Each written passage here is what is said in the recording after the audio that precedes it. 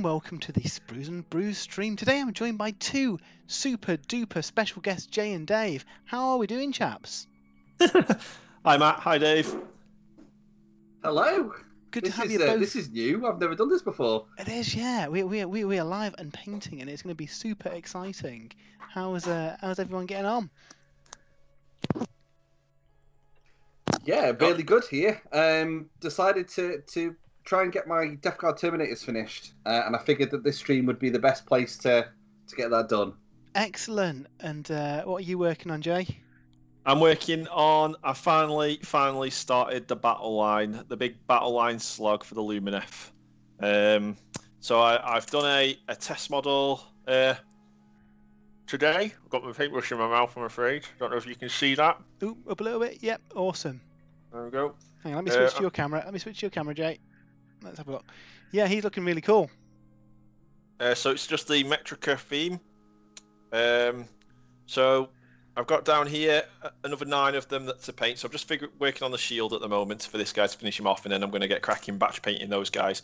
Nice. Well, I'm cracking on with the Crimson Court. So I have painted. Let me put it on my camera. So far, painted 3 members of the Crimson Court. Really enjoyed painting these guys. Absolutely fantastic models. So I forget the names, but I painted that guy, the female vampire, who looks really cool, and then most recently finished Curseborn, is he called? The kind of gargoyle looking one. So yeah, it's just the prince himself now to paint. So yeah, looking really. It's such a cool model. Looking forward to painting this one. So yeah, he's going to be what I'm working on. So yeah, how? I was going to say, did you save the that guy till last because he was your favourite? To be honest, I saved him till last because everyone was painting him first. If I'm perfectly honest, but he is really cool. So yeah, everyone in the chat, hello, how you doing? I see Craig Sinclair over on YouTube and Steve Harbour. How are we doing, chaps? And then on Twitch we've got Dodgy Roller and GR1MDan, if that's right, Grimdan, that works better, saying love that purple skin. Cheers. Yeah, I wanted to do something a bit different from the vampires, so yeah, went with the purple unnatural skin.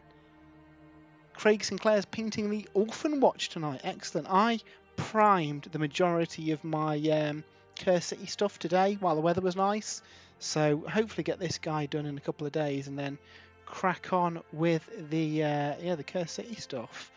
So what about you guys in the chat? What everyone else painting on? What are you guys painting? What are you working on? I think I was going for. Anything exciting? You weren't quite sure, so it kind of moulded all into one. I did kind of combine the two of them there. I'm actually painting on my desk, Matt. Sitting on my chair. Yeah. Where are you painting in the world?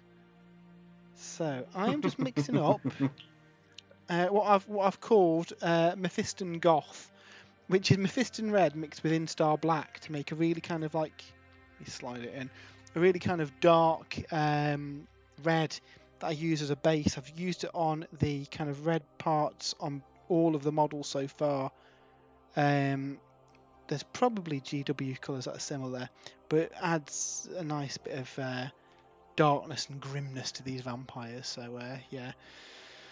So I believe this guy's mostly red armor. Let me get me phone out because I'm trying to basically replicate the color scheme from the box. I don't know what you guys do. Do you go for that, or do you kind of freeform your own color schemes?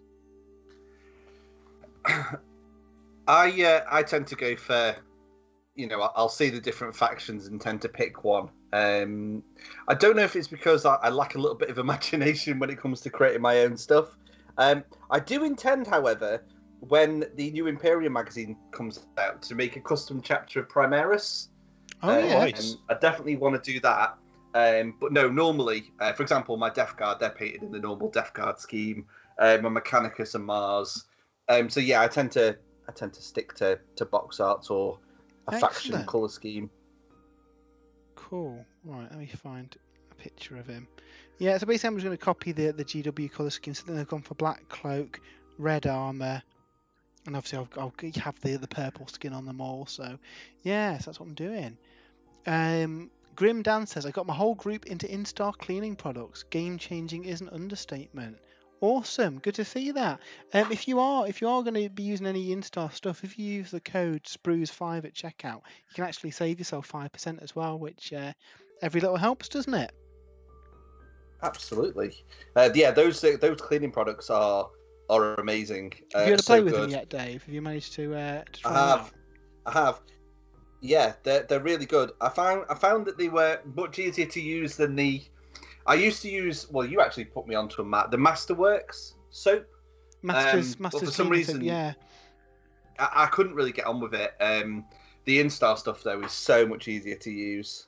The thing with hard brush soap, it's difficult because you've got to get it kind of into a lather, haven't you? And yeah, it's a little bit tricky to use sometimes. Where with the Instar stuff being liquid, does make it a lot easier, doesn't it?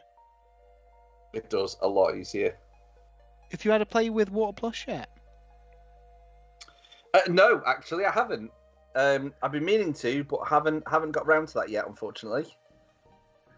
You gotta give it a go. Gotta give it a game changer. Use it all the time instead of water. This is sounding like a sales pitch now. What are your plans then after these? Because obviously it's a funny week, isn't it? Because we've got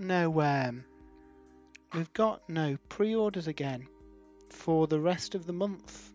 We saw on Warcom earlier. Which has surprised me. I mean, I'm not too fussed really, as long as we keep seeing stuff. Like we got the next model from Broken Realms tomorrow. We had Croak last week, which was like completely, unexpected and was brilliant. So I don't mind there not being any pre-orders as long as we keep getting shown new stuff. Yeah, which I think we will do. They've said there's going to be a few reveals this week. It must be tricky. It must be tricky to reveal all these models, but then struggle to actually get them out the door because we're already a little bit behind, aren't we, on releases. I was really looking forward to the Mechanicus Codex, and we thought that was going to be April. Obviously, that's not the case now, but hopefully it should be quite early in May. See, I think the thing with this week's stuff, I believe Games Workshop are currently in the middle of opening a new warehouse and shifting the stuff over, so that may have disrupted things a little bit. Gotcha. So yeah, but we shall see. How's everyone getting on in the chat? So, Craig Sinclair really likes the variety of Lumineth schemes. Helon is my favourite. Helon's very nice. Orcboy Phil, good evening. How's the dragon doing? The dragon's fine. He hasn't been fed recently. She, I should say. I should get Scarlock out for a fight, shouldn't I, soon? No. Grim Dan, did you chaps get the email regarding Deep Clean? Yes, I did. So I think on some of the early batches of Deep Clean, it was actually eating into the plastic container. So they recommend just double bagging it if you have got some in storage. I think more recent ones are in pots that it won't corrode. So yeah, just keep an eye on that. Immortan Joe, have you considered the Silver Templar scheme for those Primaris? They're debuted with Conquest magazine. The silver and yellow are so satisfying. Yeah, silver and yellow sounds a cool scheme for Primaris. I do Iron Ravens, which are kind of silver, black, and silver, blue, and red, which is a really nice scheme. I've got the Silver Templar thingy as well, Dave. The limited edition Silver Templar, mini codex thing. That's cool. The only thing that puts me off a silver scheme is exactly what you just said, Matt. You've got your Iron Ravens. It'd be nice to do a different kind of scheme. Minotaurs. They do look really good. Yeah, Minotaurs are cool. They're like bronze, Dave, rather than silver. But I suppose if you want to make your own scheme. Matt did mention something about the new rune. What's it called? Like a bronzy colour that they released with the Necrons. That'd be a nice undercoat. Yeah, that'd work pretty well. And you probably do Minotaurs with that. To be fair, they've got a nice Forge character as well. Dave, Minotaurs have. Yeah, Minotaurs. That is very true. Minotaurs, are they the guys that look a bit like a Roman warriors? Yes. Well, Greek warriors. Greek, yeah. They're like Astartes hunters, aren't they? Was it the Badab Crusade? I think. Badab Crusade, it was, yeah. We've got a shout out in the chat from Craig Sinclair for Carcharodons, Dave.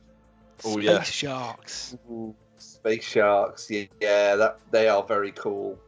Very, very cool. Nice. On the GW warehouse move, Grim Dan says, yeah, I've been delivering to the new warehouse. It's a good 15 miles away from Lenton Lane, so it's a big old move. So obviously with releases and sales and everything going bananas this year, I think they've just had to move into a bigger warehouse, which is good for us, good for the hobby, isn't it? Oh yeah. More toys. Is the what? More toys. More toys, yeah, absolutely. So I think there's just a little bit of a side effect of that. So yeah, I am really enjoying painting these vampires. I'm going to be a bit sad when the guys are done. Daz Moore's in the chat. How are we doing? I see, Daz, you had Mr. Duncan Rhodes on your stream on Friday. How did that go? He's a bit of a legend, isn't he? He's a bit of a ledge. Good old Duncan. I was watching a bit of Daz's stream last night, actually, whilst I was doing some video editing. Yeah. It's really good. Good to see you in the chat, Daz. Yeah, he streams quite regularly as well. So if you're over on Twitch, make sure to give him a follow. But, Pretty sure he's got a big guest on this week as well, but I can't remember who it was. I'm sure he'll tell us in the chat. Dave with the breaking news there. A big guest, but I don't know who it is. So yeah, Sorry, sadly, Daz. Dave, I think it's going to be another couple of weeks until you get your Adeptus Mechanicus. Yeah, it's a shame. What's getting me by at the moment is we're seeing a lot of reboxings of Mechanicus stuff, so we're starting to see some data sheets coming through on those. So that's kind of keeping me going for the time being. I'm enjoying seeing those, seeing some of the changes, most of which are positive so far, cool. Which really gives me high hopes for the book. I mean, you only have to look at the current codexes anyway to see how cool they are. So, yeah, really looking forward to that landing finally. Nice, that's good. I haven't pre-ordered anything, Dave. I'm not even interested in Mechanicus, so don't blame me for the delay. Nothing to do with me. It's a bit of a running joke on the podcast is that whenever Jay gets excited for a release, they tend to either delay it or just cancel it entirely, I think.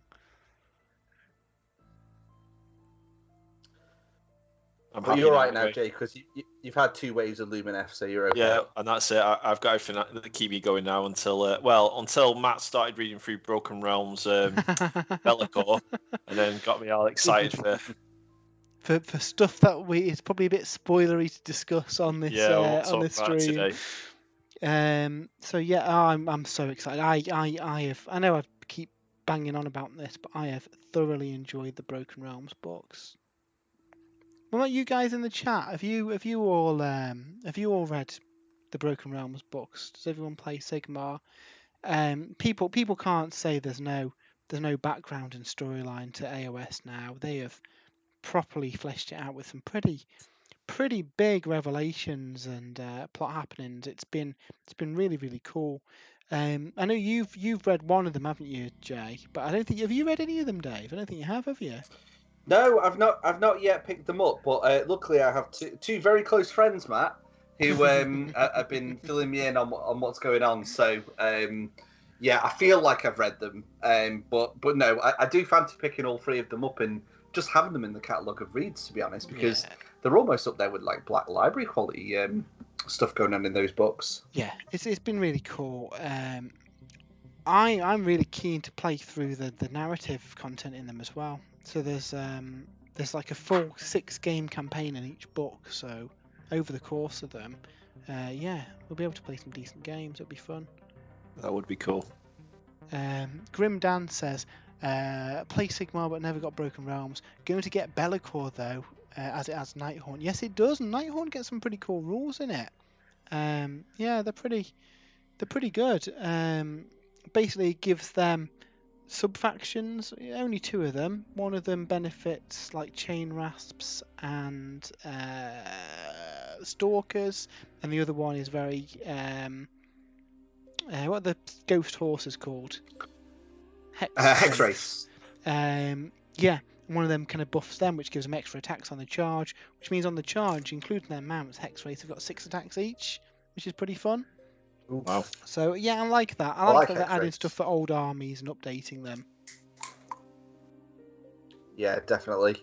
I quite like the Grimhaler battalion. Is it battalion? No, sub-faction. The chain rasps. I'm a big fan of chain rasps. They're really cool. Yeah. Bit underrated. I really like them. Andy Dodgy Roller says, "I've almost finished Techless, loving it so far." Yeah, it's really cool. Nice one. Really cool book. Daz Moore says, "Best book I've read in a while." Grimdan says, "Jay, never collect sisters." Cheers, mate. Well, for sisters, we know there's a load of stuff coming for sisters soon as well. Yeah, I mean, that new what are they called? They just remind me of the hoplites for the Mechanicum. The Mechanicus, yeah. But they're not. They're Celestants, yeah.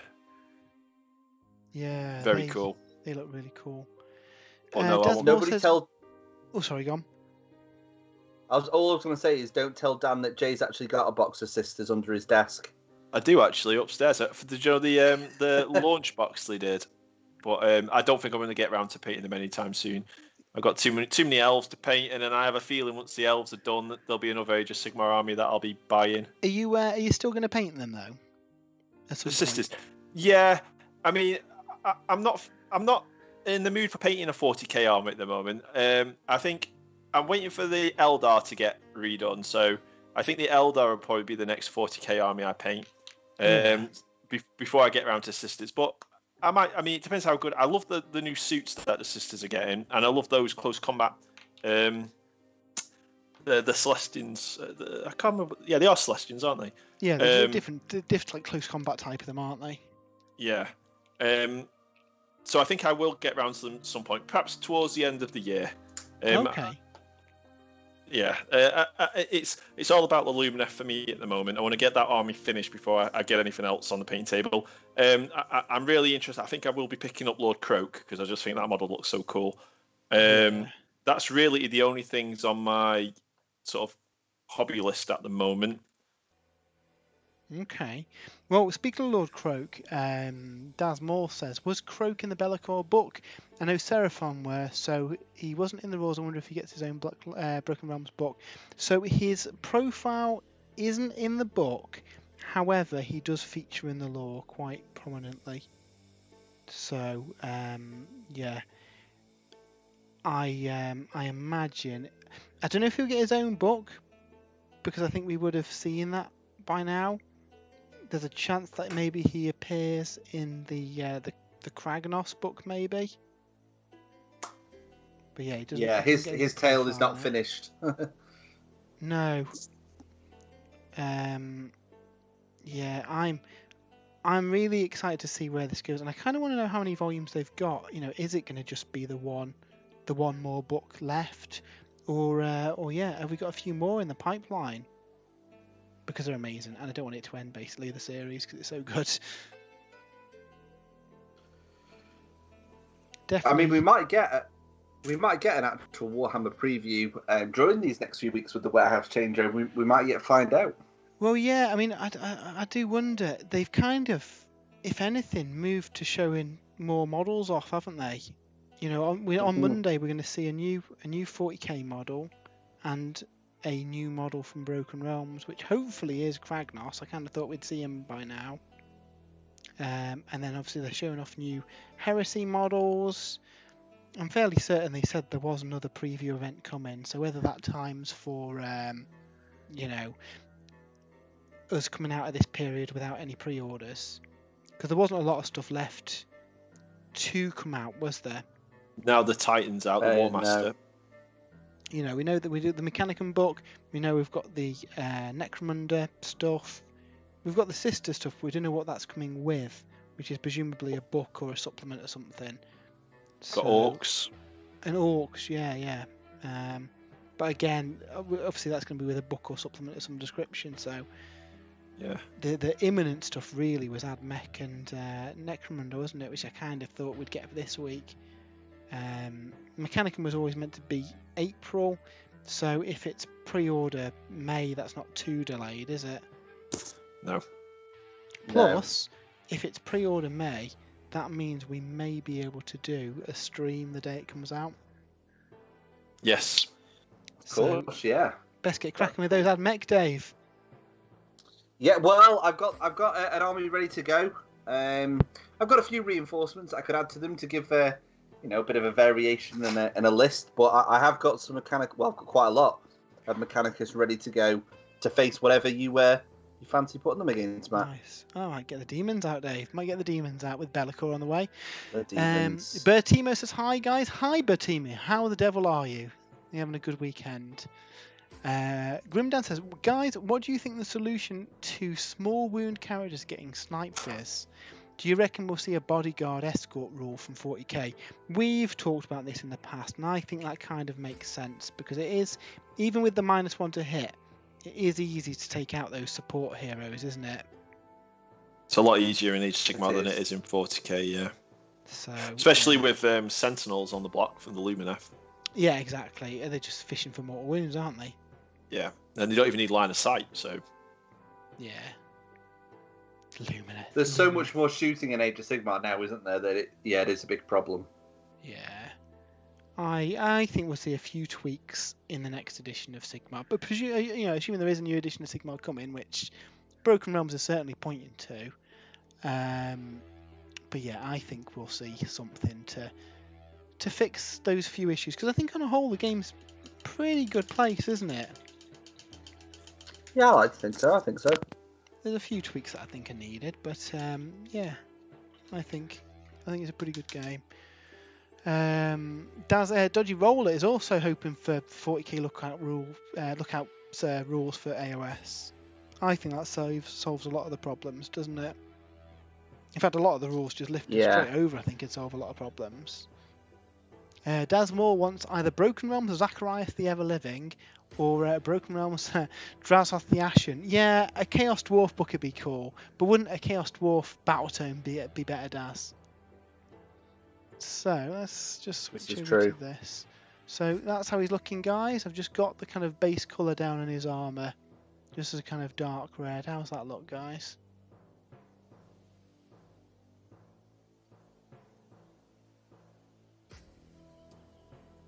Switch back here. Excellent.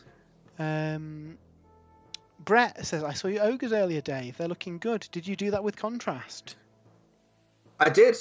Most of my ogres have been with. He's actually right. I've got. I don't know if you can see him there, but there's my tyrant. Oh, let me switch to your camera, Dave. Yeah, no worries. So there's the tyrant. So yeah, he was mainly done with contrast. I mean that model is such an awesome sculpt. It kind of made me want to collect ogres just on his own, and I've got my Curse City one as well there. Again, really like mainly guy. Contrast low. Obviously, he's got a lot of lead belch on him as well. So yeah, I've really enjoyed painting ogres. I've got a box of Beastclaw Raiders on the way, and I have got some. I was saying to Jay before the stream, I have got some ogres to undercoat this week. I kind of wish they'd been in Broken Realms. Who, the ogres? Yeah. You never know. They may show up. They seem to be covering an awful lot of factions, aren't they? Yeah, so I hope they make an appearance, especially if Kragnos is something to do with destruction. Yeah, because we don't seem to have had much destruction love so far in Broken Realms, or any at all. No, and a destruction heavy book would be quite nice, wouldn't it? It would. It would be very, very nice.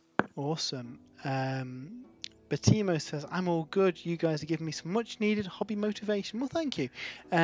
Beautiful Alariel, by the way. Jay. Oh yeah, of course it's on Jay's screen, isn't it? Yeah. Are you muted, Jay? We can't hear you. Sorry, my son came in, so I was talking to my son. Sorry, I've been chopsing away here talking about. Oh well, I'm back again now. Let me switch to your camera. I was going to say I painted her up years ago using Duncan's tutorial. Took me weeks to paint, but I've not used her for a while. Can't remember the last time I used her. Don't know if it's a good picture thing you've got there. But when reading through Broken Realms tech list and then painting the Kernoffy from Curse City has really got me hyped about Sylvaneth and Kernoffy again. So she's down here. Yeah, she looks really good. I love your Alarielle. She was really good fun to paint. I think one of the last times I saw your L'Oreal on the battlefield, Jay, was facing off against Matt's Archeon, actually, I think. Yeah, she didn't fare very well. No, it's yeah, it was a bit brutal, that battle, wasn't it? Yeah, I think based on her performance in Broken Realms tech list, though, I'm expecting some buffs. She's been working out. She'll be fine. So I'm just working on the skin. So a few people have asked on Facebook and Twitter how I do the kind of purple skin on these, and it's dead easy. Start with a base coat of Dawnstone, wash it down with Druchii Violet, and then just highlight up again with Slanesh Grey. Nice and easy. Gives you a cool, unnatural, vampire-looking skin. Purple skin isn't for everyone, but yeah, I'm going to do all my Soul Black Grave Lords with it. Yeah, your vampires looking so cool. I can't wait for you to do a whole army of them. Yeah, no, not a whole army of vampires. We don't want a whole army of them. Think about what you're saying, Dave. Well, no, you could with Blood Knights, couldn't you? No, I'm just saying to fight a whole army of vampires can't be a good experience for the mortals of the mortal realms. I'm sure there'll still be some skeletons or zombies in there. The skeletons will be the other people, the opponent's army, once the army of vampires have run through them. So everyone in the chat, have you got any army plans on the back of Broken Realms? I've been tempted to pick up the Tzeentch box that they're doing, just because it seems a decent way of padding out my horrors. Because as we found in our battle that we had yesterday, Jay, I need more horrors. In fact, Jay, if you look there, I got a free horror from Games Workshop today when I went to pick up my stuff. So that's an extra pink I can add. Yeah. I need to get a few more boxes of blues and yellows because I had to use the Mortal Wounds rules rather than split because I ran out of models. Yeah, that's how many were coming down, Dave. Yeah, it's really cool. So obviously normally you'd be removing the pinks first. Obviously, you've got a banner. There's a chance some pinks come back in the Battleshock phase. But in Bellacor's Allegiance, obviously, if you roll a 3+ at the end of the Battleshock phase, you can bring back an additional one as well. And one pink horror is a lot of models, really, when you factor in him splitting. It was like 6 more wounds, really, wasn't it? When you factor him splitting, yeah. So yeah, so pretty good. I do think horrors are probably the best choice for demons summoned by Be'lakor himself. But you've got a bit of customization there, haven't you? Because if you need like a big block of plague bearers to sit in an objective, you can do that. If you need something a bit choppier, get some bloodletters. So it's quite a good. I quite like it. It's pretty cool allegiance ability. Yeah. Brett wants to pick up his Beastclaw Raiders again, but motivation after work is lacking. You should absolutely do it, Brett. When we can, I think it's 4 or 5 weeks until we can like play games inside again. You'll have to come down and we'll play some Age of Sigmar with you. There's some 3 and 4 player battles, isn't there, in the battle plans in there? There are, yeah. So you're using Coalition of Death with some unusual alliances because there's some bits in the book where you might have Stormcast allied along Caradrons, or even Bellacor's Legion of the First Prince allied alongside some Nighthawns. And obviously they're kind of multiplayer games with 4 armies, but then with 1 overall leader each side, which is pretty cool. Yeah, I like that. Dan Still not quite as good as the old Triumph and Treachery rules. But that's a different kind of game, isn't it? You know, this is more a cooperative game with 2 armies on each side compared to the utter chaos of Triumph and Treachery. I love Triumph and Treachery, but I think they're going for a different type of game for them, which has got its place as well, and it's an excuse to play some bigger games with more than 2 people, isn't it? Absolutely. So Daz Moore says, once we can game properly again, maybe even at Warhammer World, we could have a big 3-on-3 or 2-on-2 game of AOS. Matt, Dave and Jay from Sprues and Brews, and Daz, Ash and Rich of Daz Moore Wargaming. That sounds like a challenge, Daz. It's on. We for the honour of the channel, we've got to accept that challenge. What armies would you guys be bringing? Now, I don't normally take a gaming list, but if we're playing Daz and his friends, I think we should just pull out all the stops, don't we? And we just go for list. A gaming list. You've changed, Dave. Look, no, I'm absolutely lying. I've actually got next to me, and Andy will appreciate this dodgy roller, but I've actually got my wooden spoon here. You've got your wooden spoon. Can I go on Daz's team? Yeah. Yeah, it doesn't bode well for us, I'm afraid, but... I've come third in 2 tournaments, Dave. Speak for yourself for the abilities of the Sprues and Brews team. That's true. I'm just counterbalancing the team, Matt. Yeah, this is it. Counterbalancing the team. Brett says he might actually play AOS, even though it's against everything he stands for. You should absolutely do that, Brett. It's a cool game. Read the Broken Realms books, or at very least, Brett, read our summary of the plot over on spruesandbrews.com, because the books are so good. They are so good. Steve says, painted 3 armies in the last 12 months and only played with 1. I'm thinking about Star Wars Legion. Have you two ever been tempted? See, some of them have. Yeah, based on some of the models I've seen painted, that's all. I don't know whether I've got enough time for another system. That's the problem. This is the hard bit. You know, if we had time to play a game, let's face it, we're going to be playing AOS or 40k, aren't we? Realistically. Yeah, I do want to try some more games though, like your Marvel Crisis Protocol, and I do like to look at some of the minis for Legion. But I think you've hit the nail right on the head there. At the moment, especially the amount of Warhammer we've been painting over lockdown, we're going to want to play with those armies. Yeah, we've got all the Warhammer to play with, and all the cool stuff that's no doubt coming as well over the next few months. Absolutely.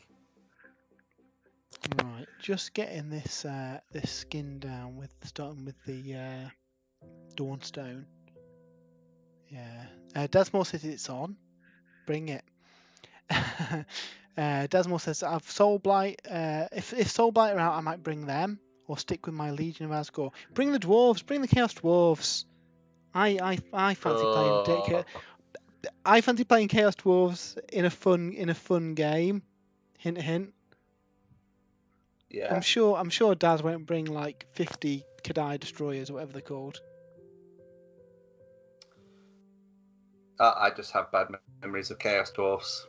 I have nightmares to this day. We had a fairly horrific game against Chaos Dwarves a long time ago. We're scarred for life now. I always fancied doing them. It's a shame that they're discontinued now. I'd love to see them from GW.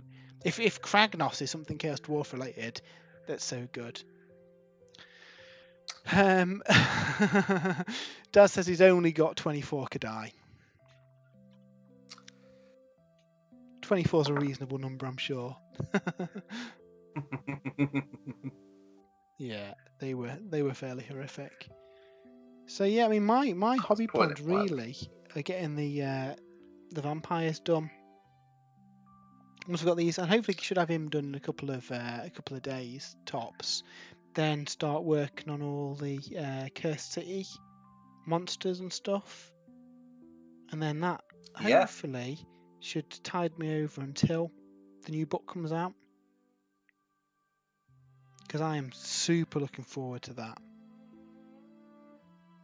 Been so impressed with all the miniatures and stuff that we've seen from it. I'm looking forward to seeing the dragon. If there is a dragon. There should be a dragon. Gotta be a dragon. Though we said that about Lumineth, didn't we? It's gotta be Teclis. Teclis will be coming out. Tyrion, yeah. Well, yeah. Tyrion even, sorry, yeah, Tyrion. I mean, Matt, you're not wrong. Tyrion is coming. He just wasn't yet.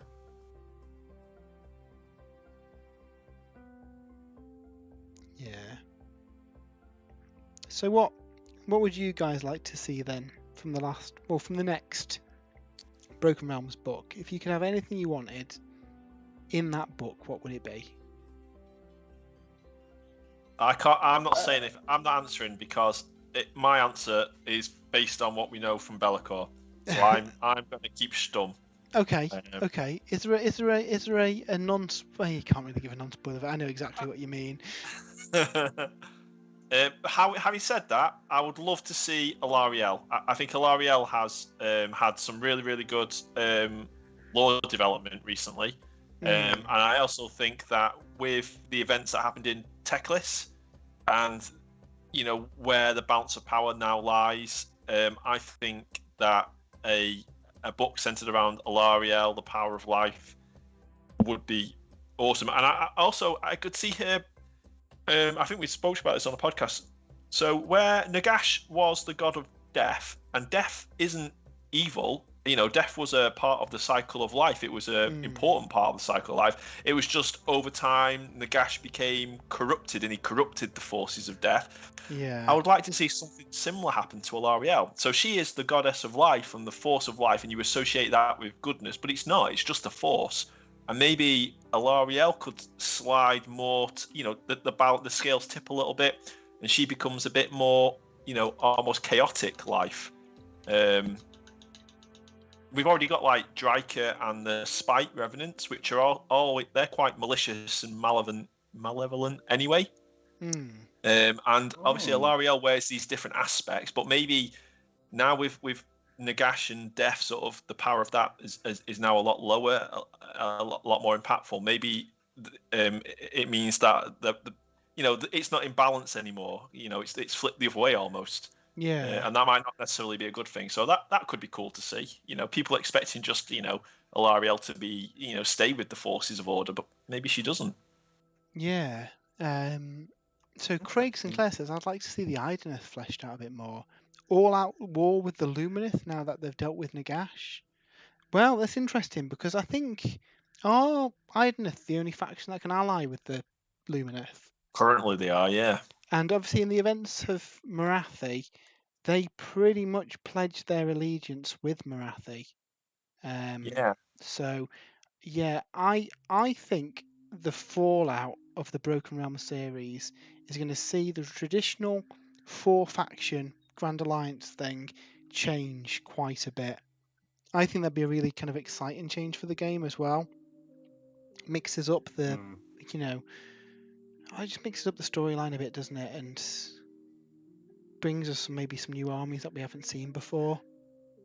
I think that'd be pretty cool. That would be good. On the Ideneth front, obviously Teclis wanted to destroy them straight away after he'd made them and saw what they were. It was actually Tyrion that, basically told Teclis, no, don't kill them. And Tyrion basically spared them. I wonder if that has, if that's of importance. Maybe the Ideneth don't like Teclis, but maybe they're a bit more forgiving of Tyrion. I guess they wouldn't necessarily know, though. They just assume that all maybe of not, no. Yeah. I think that's cool. How about you, Dave? Anything you'd like to see brought in the next books? I would like to see Gordrak kind of getting all the destruction factions together. I mean, Gordrak's a really cool model anyway, but if they could do something with his rules or maybe even give him his own unique model, that'd be awesome. That would. I definitely think destruction needs some more love. Love for destruction. Yeah, obviously one of the early Broken Realm shorts was about a shaman, and it basically ended with him saying he's coming, and we assumed it was Gorkamorka. Gorkamorka. But I am thinking, what if they're actually referring to Kragnos? Yeah, I think that's becoming more likely, isn't it? What if Kragnos is some, I don't know, some other force at play that we haven't seen before? Because they can easily write things like that into the universe. Oh yeah, they can. They've got free reign to do what they want, haven't they? So, yeah, we've got a Broken Realms book for I guess we've got Marathi, we've got Teclis, we're both Order. However, Nagash features prominently in Teclis, so arguably that covers Death. And then obviously Be'lakor covers the Chaos side, but kind of a weird splinter faction of Chaos. And again, Death and Order again feature. You're right, Destruction haven't really been at play at all in any of the Broken Realms books. No, not yet. So, yeah. I mean, Broken Realms, what was the name? Broken Realms Grease's Gold Tooth is the book that we all need. Yeah. Because that'd be amazing. Imagine if he came back. Yeah. He'd come back a lot bigger than his old version, wouldn't he? Maybe wider rather than taller. Absolutely. he'd take one look at Glutos for the Slanesh and go, hold my beer. I'll pretty much, yeah. Yeah. Yeah, Glutos Ascolian's got a palanquin. That guy'd struggle to lift him, I think. Didn't he have a load of Noblars carrying him? He did, yeah. Carrying / sitting on. It's like Chapel. He used to be able to bribe generals as well, didn't he? He could throw did, money yeah. at them. He was a cool character. I'd like to Was a see cool him come character. back. I think that'd be fun. That's a very suitably classic Age of Sigmar rule as well. Yeah. Well, you've seen it with like Bellacor's new rules where he can shut down a piece for a turn. So yeah, it would work pretty good where you had like money that you could use to, I don't know, stop a thing from activating for a phase or something like that. Yeah, and Andy Wood says bring back Gold Tooth. Yeah. Someone, I can't remember who it was, I do apologise. It was Mousebait maybe? Oh, I don't know. But someone was chatting about some of the mercenaries, Dogs of War. And Oh, one yeah. that I'd forgotten about, the Paymaster. I don't know, I'd forgotten about that one entirely. Yeah, I didn't recognise that model when I saw it on the old Twitter. Would we like to see something like the Dogs of War come back for AOS? A mercenary army you can either use by themselves or take them in other armies. Didn't they do something recently where the mercenary companies? There was a Citizen Sigmar mercenary company, a Fireslayer mercenary company, wasn't there? And obviously the Sons of Bahamut can be taken as mercenaries as Yeah. well. I think a full codex like that, battle tome like that, would be really cool. Do you think they did that as a test the water kind of thing? See, the thing with the Dogs of War, rather than it just being a unit of Dwarden you can take, they were all like bespoke, unique, cool units, weren't they? Mm-hmm. I suppose that's the difference. I think that'd be really cool. Army and mercenaries would be ace, especially if they had some of the old ones like the Birdmen and the Halfling archers. With an AOS twist, but they could do some really fun stuff with mercenaries, couldn't they? Maybe especially after Broken Realms, if there's kind of I don't know, the realms are in disarray and there's some advantageous mercenaries getting work for pretty much each side. I think that'd be fun. I mean, isn't that what Be'lakor is? Hasn't he just got a load of mercenary demons working for him? Yeah, he's got the dregs. So demons aren't normally very nice entities. But his are the kind of ones that have maybe fallen from the graces of the gods. He's managed to trick to join him. The more, like you say, the more mercenary demons that have pledged themselves in exchange for something. That that Bellacor's not going to keep his end of the deal either. So it doesn't seem the wisest business decision to do mercenary work for Be'lakor, does it? What I'd like to know is how the heck do you negotiate with a pink horror? How do you negotiate with a pink horror? I don't know. Offer it something to set light to, I imagine. Okay. See, Bellacor's also got Skaven working for him as well. He's got all sorts of contacts. You never really have Skaven working for you. No, this is true. They keep their end of the bargain for a little while. Right, so I think we've nearly done the silver on this chap. He's not taking too long to get the base colours down on. Actually, it's pretty quick work. If I switch over to my camera, this is how we're looking so far. So I've got the red down. We've started on the purple skin, and I've just been putting down the silver as well. So once that's done, do the gold, touch up the black areas, then we can start thinking about doing some washes, and then build it up from there. Excellent. How are you guys going? Do you want to share your progress so far, Dave? Do you want to show us what you're up to? Yeah, well, so yeah, I've been busy painting. Up to the right a little, Dave. Yep, there you go. So it's weird, isn't it? Trying to film something to camera. It's, look at the way where we're going. So I'm currently painting a Death Guard Terminator. I keep watching Death Guard videos, and I keep seeing Black Lord Terminators. I really needed to get my unit of these finished.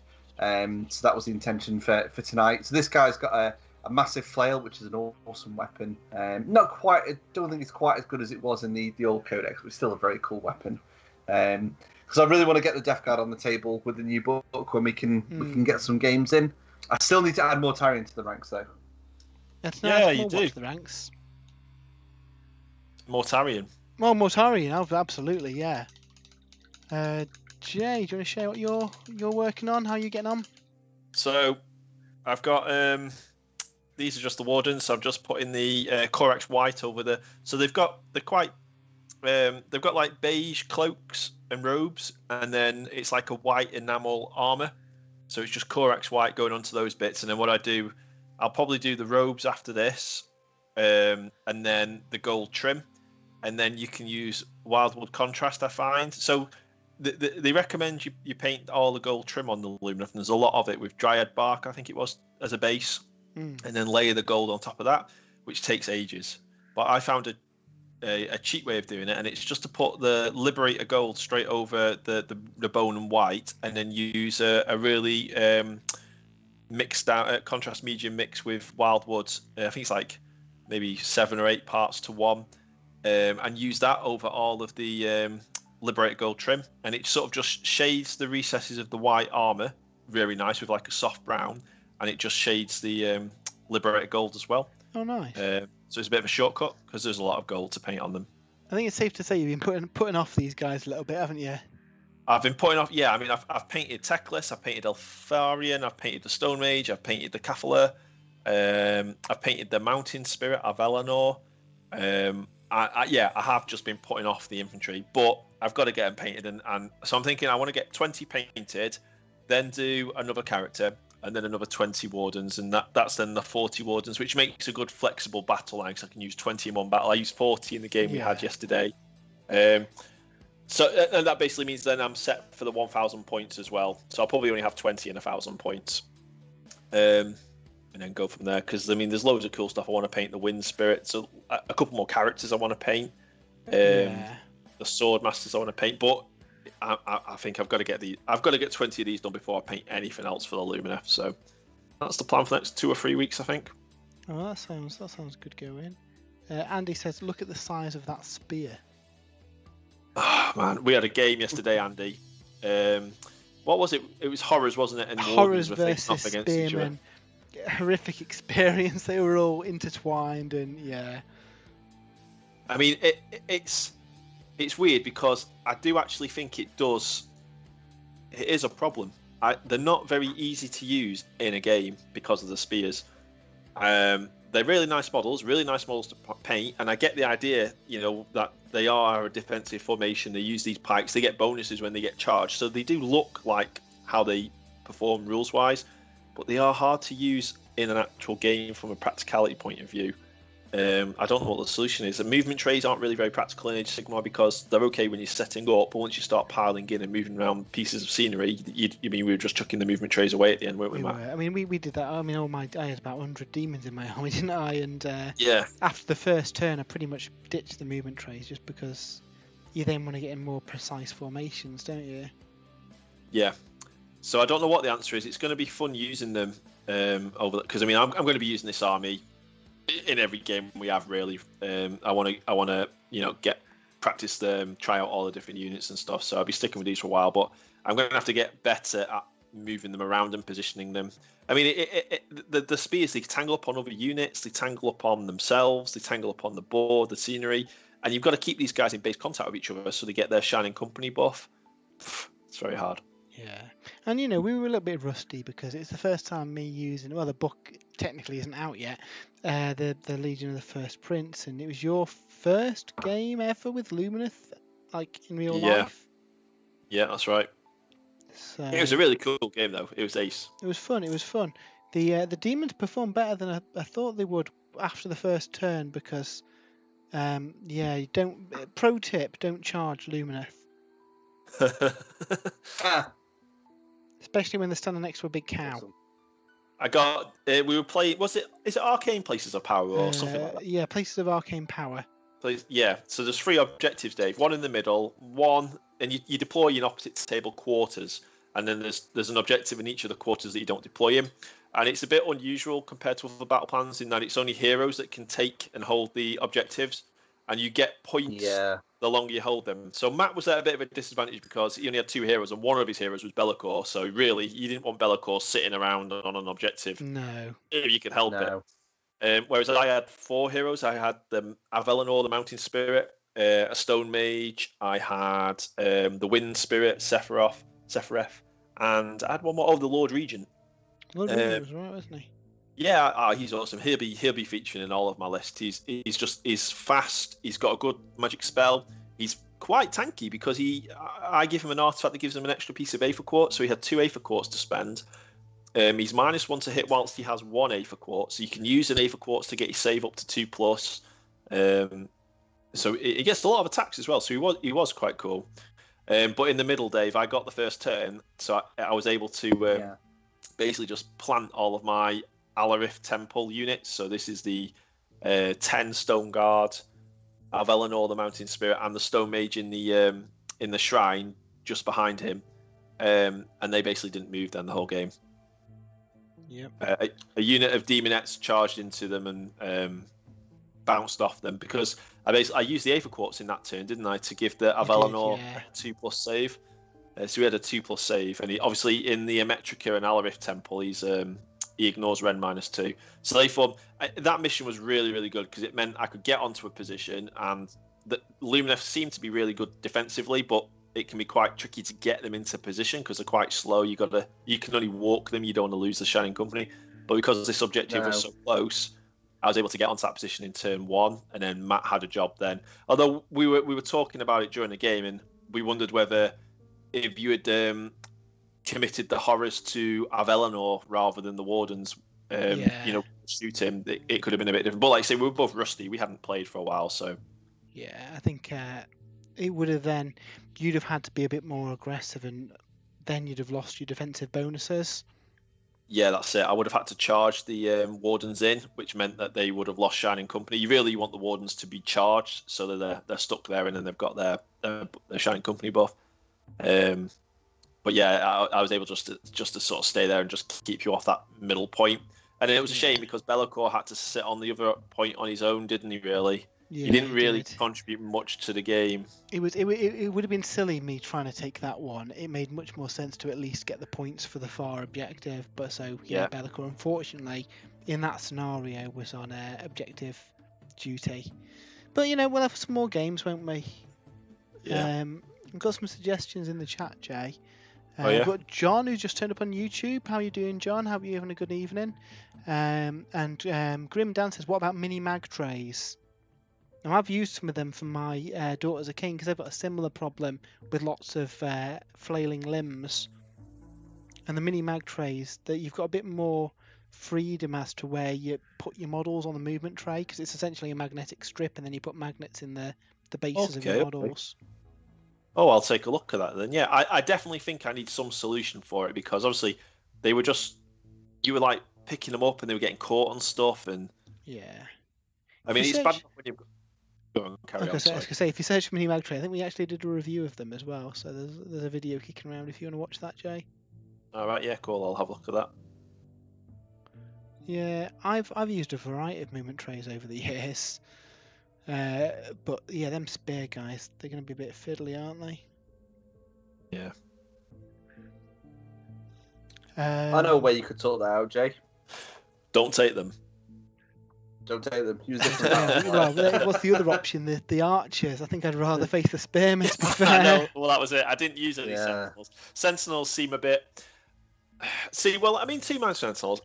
I think they're in a bit of a difficult spot because I think if you've got a unit of 10 of them or 2 units of 10 of them, I think they don't get anything done. There's only 9 shots in that unit. They've only got a short range, even though they don't block line. Oh, they can shoot up to 30 inches actually, but it's harder to hit. So I think if you've got a unit of 10 of them, you may as well not take them. It's 140 points. I think you'd be better off with like either another unit of 10 wardens or a ballista or something like that, which can have a bit more punch. Where sentinels get silly is when you take like 40, 50, 60, 70, 80 of them, which is easy to do in a Lumineth army. And with that amount of shots, they can take out anything every turn. So they could probably take out Be'lakor in one turn when you've got like 80 sentinels shoot. You don't need line of sight, so you can hide them behind a building or something like that. So I think sentinels are either if you take hardly any of them, you may as well not take them. And if you take loads of them, then I can't imagine it being very fun for the opponent. So at the moment, I'm just not including them in any lists I write. Which is a shame. Yeah. There shouldn't really be kind of all or nothing units, should there? That's it. I would like to see them do comparable damage to a regular sort of melee unit, from range. But I don't think they need the shoot without line of sight. I think that rule's silly. I think that rule should go. I think you should need line of sight for them. And then I think they should have like a 6+ armor save, so that they can do just as much damage as a melee unit can do. So even a unit of 10 of them is going to be a threat to the enemy.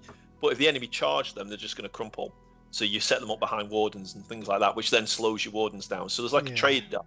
And I think that would be good then, because then I think, they would be worth taking in units of 10. And you could move them up behind your wardens to put almost like extra melee attacks into a combat. But as it is at the moment, I think like people are taking them in tournament lists with like 80 of them or something. It takes the chance out of the game really, because that's just going to delete whatever's on the other side of the table. Yeah, it makes it less fun to play. That's it. Yeah. Craig Sinclair on YouTube asks, is there a way to make the Alpaca Riders battle line in the Lumineth book? The wind chargers, Hurricane wind chargers, there is. Now they are really cool. I'm going to use these in my next game actually. So if you take the great nation Helon, which is like the wind aspected nation, they become battle line. There are 130 points for 5 of them, 2 wounds each. They're actually very good in melee and they're very good shooting. So this is a kind of in melee, aren't they? They are, yeah. This is a kind of shooting profile that I would like on a unit of 10 sentinels. Freeze to hit, freeze to wound, -1 rend, 1 damage. I think I think it's only 12 inches on the wind charges, but that's not really a problem for them. They're so fast and maneuverable. Yeah. But that's it. You're getting like quite consistent damage from that, so you can sort of factor that into your plans. And there's nothing that stupid about it. They still need line of sight. They need to get quite close. They don't get the sun metal rule, so you're not doing mortal wounds when you hit on 5s or 6s, those ones. But what's cool with the Hurricane wind charges is they can pile out and pile away from models, so they're quite maneuverable. And if you take them in the Hurricane Temple Battalion, they can do that every turn, even if they're in combat or not. So piling, so they can move forward. I think they're like 14 or 16 inch move, fire your bows off, and then in the combat phase, move back 6 inches. Yeah, and there's ways to make them count as flying and all sorts. They're pretty tasty, aren't they? Yeah, they are, and you can make them. They can make them battle line. Yeah. So I mean, there's some good battle line options actually in the Lumineth book now. Obviously, wardens are your basic battle line. The swordmasters become battle line if you have a Scenari character. So this is like each scenario you unlock one battle line swordmaster, don't you? Yeah, and there's a lot of scenario. Your Catholic scenario, your Caligrave scenario, the Law Seekers scenario. So you've got a lot of scenario options. Every unit of wardens you take lets you take a unit of Dawn Riders or Sentinels as battle line as well. And then in the Metrica or Helon Great Nations, your Stone Guard and Wind Chargers become battle line. Got a lot of options. Can make a lot of difference. That's cool. Nice. I hope we see some varied lists and not, 60 archers or whatever, I guess the tournament norm is. We've got a good question from Grim Dan. Are the purple sparkly unicorn tournaments okay for tournament newbies? I've played a few overall, but not any AOS or 40k. You guys make them sound pretty chill and fun. And it's not far from Nottingham either. So our local kind of gaming group, the Purple Sparkly Unicorns, great bunch of guys, and I think it's safe to say they're very kind of tournament newbie friendly, aren't they? They're brilliant. Absolutely. They put. I mean, if you go into the 2-day tournament, so the organisers are dead friendly. You get lunch. Everyone's dead friendly. There's really really cool spot prizes. You get mixtures of lists there. There are people there, I think, who take very good lists. But I think the majority of people just take fun lists. It's almost like a friendly game, isn't it? Just a series of friendly games. Yeah. There's some tournament regulars in there, but I think everybody's got the right mindset from it, haven't they? That it's a bit of fun and roll some dice for a weekend rather than win at all costs, which I really like. I much prefer Throne of Schools style kind of events where it's more about the experience and the sportsmanship and basically just meeting some cool people and rolling some dice. Yeah, I really like them. John Brow says, debating on what to work on tonight, Lord Aquila or one of the shiny new Crisis Protocol minis I got today. Ooh, what Crisis Protocol minis did you get, John? I haven't painted any for a few weeks and they are really, really fun to paint. Did you pick up the starter box in the end, Dave? I didn't. I spent my money on Warhammer instead, Matt. I apologise. But I do intend to. Yeah. They are really cool miniatures, especially if you're a Marvel fan. I mean, if you're not a Marvel fan, then it's probably not your cup of tea, is it? Let's face it. No, I could think of better ways you could spend your money if you're not a Marvel fan than on a Marvel miniatures game. For me, the game's... I haven't played the game yet. The game's secondary. I'd like to play it. I think it'd be fun. But for me, it's all about just painting those Marvel characters because I'm a bit of a Marvel nerd. Yeah. And a load of new Spider-Man figures coming out in the day. If I know you're a Spider-Man fan. Yeah, I like Spider-Man. Spider-Man's cool. Looking forward to the new film as well. On a rating of 1 to 10. I'm not getting into this. I said before the stream, I will not be drawn out by You teed me up perfectly, Dave, for that one. I didn't see that coming either. Grim Dan did a Warcry event at Warhammer World, then did a lot of Firestorm Armada tournaments back in the day, if anyone can remember that game. Firestorm Armada? Firestorm Armada. I can't remember. And I recognise the name. Was that the boats? Oh, was it like the steampunk boats, I think, wasn't it? Yeah, it's either that or one of the kind of Battlefleet Gothic-like games. I think it was like Man of War style, wasn't it? Yeah. Sounds good. I want to bring my friends across, and they're a bit tournament wary, hearing all the horror stories of the actually folks. Grimdad says spaceship Spartan Games. It is a Battlefleet Gothic style one. Right. Similar, I think it's similar kind of scale, isn't it? It's that kind of thing. I think they do a naval one as well. All these kind of games like that, they have similar names, don't they? And I always mix them up. John picked up Magneto, Toad, Thor, Valkyrie, Loki, and Hela. That sounds like a really cool assortment of models to paint. Which one are you painting first? Ooh, I think I'd have to paint Thor first myself. Thor's cool. Just going back to the tournaments, I mean, I was not interested in playing in tournaments, but the playing in Purple Sparkly Unicorns is just really, really fun. And also, Throne of Schools, the doubles, going with... doubles I think is great fun. I went with you. Yeah, I went with you the first time, Matt. That was my first ever tournament, and I really enjoyed it, and I got the bug then.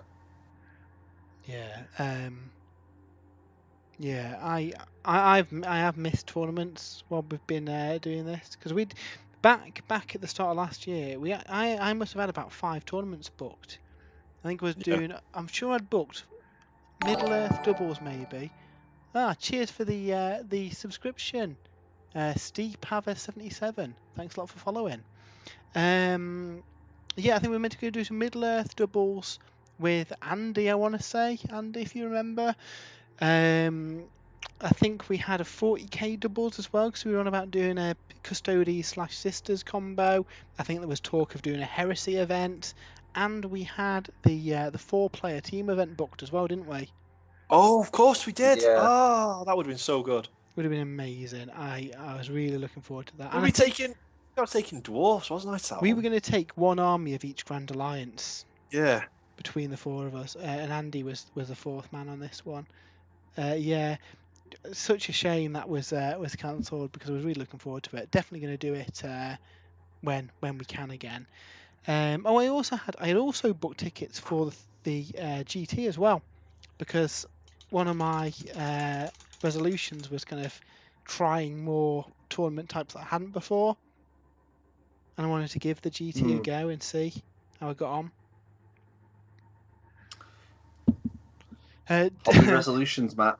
Yeah, Andy says he has faith.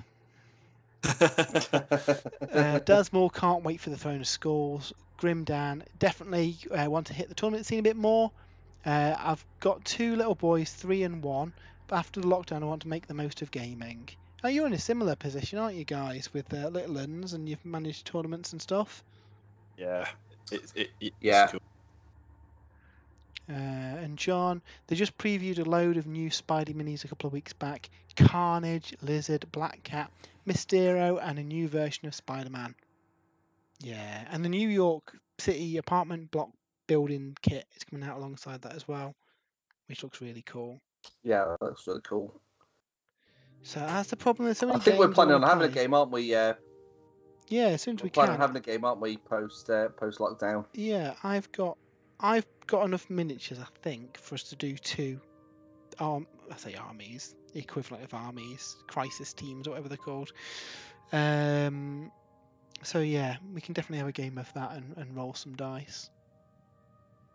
Steepaver77, I'm following your podcast, very good. Me and my small gaming group from North Italy. Excellent. We've got viewers from Italy today. Good for you. Good to see you in the chat, Steepaver. How are you getting on? Are you painting anything exciting today? What are you working on? And thanks for listening to the podcast. For anyone in the chat who doesn't watch the podcast, listen to the podcast, sorry, that goes out every week. Normally goes out on a Tuesday, doesn't it, Dave? And we record on a Monday. It does indeed. It does indeed. It goes out on a Tuesday evening. You can listen to us across pretty much every streaming service. If I get access to another streaming service, Sprues and Bruce goes on there. So, yeah, a multitude of ways to listen to us. Oh, we've got the whole Dasmore Wargaming horde has arrived. We have got Necromancer with a hat and Lord of Chaos are also here as well. Good to see you guys. Reinforcing Daz in this. I don't know if you know, guys, but Daz has thrown down a grudge match. Team Dasmore Wargaming versus Sprues and Brews. Yeah. 10 we were o'clock. Just about to talk about all our tactics, weren't we? We were. It's a good job we didn't. Yeah, 10 o'clock, Warhammer World, whenever we can play games. Smackdown. The Nevermore has followed as well. Thanks a lot for that, Nevermore. So yeah, every follow is really appreciated, especially on Twitch. If we hit the magic 50 followers, then we get a few more features and fun stuff. I believe Daz has actually recently hit 50 followers as well, so that's really good news. Yeah, nice one, Daz. He's only been streaming for a few weeks as well. That's really good going. The Nevermore says, good evening, everyone. Lord of Chaos says, it's on, lads. Steepaver, I unboxed my Curse City box today. I'm lucky to be available to get one on the Italian GW website. It ended in 1 hour. So, yeah, Curse City. Curse City did disappear super quickly everywhere. And I think it's safe to say there's been a bit of a kerfuffle on the social medias, hasn't there, guys? Yeah. Just a tad, yeah. So I reckon it's topical. So I think we should discuss. So obviously, if you don't know, we've got more followers coming through furiously today. Necromancer with hat, Thank you very much for the follow. And Grimdan's following Daz Moore. Awesome. There you go. Cross-pollination across the channel. Grimdan's also sticking a tenner on Sprues and Brews. So, yeah, I don't know what the odds are. Grimdan, I hope you haven't seen our game and performance. Dave did have his, last place wooden spoon out earlier. Here it is, guys. Here it is. I love that spoon.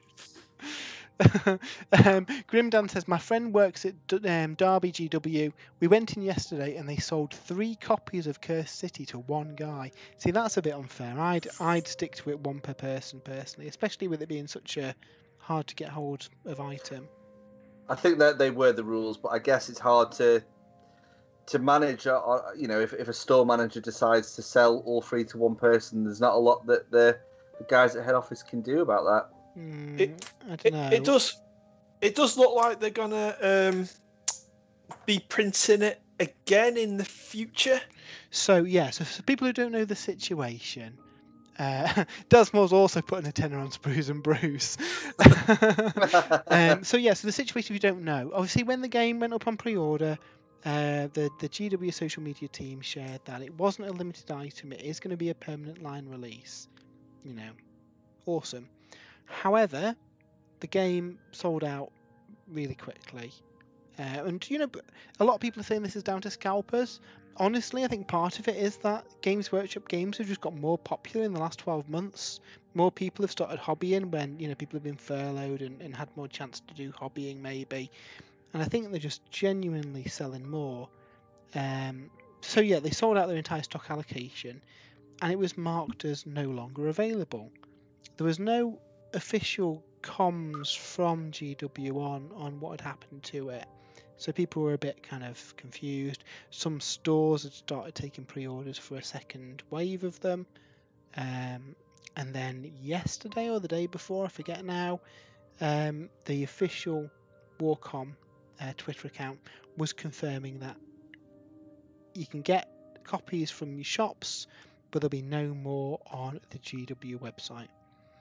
Now, we know a couple of store owners and have seen a few kind of comms from them, and it looks like the reason why that is, I think they wanted it to be a permanent item.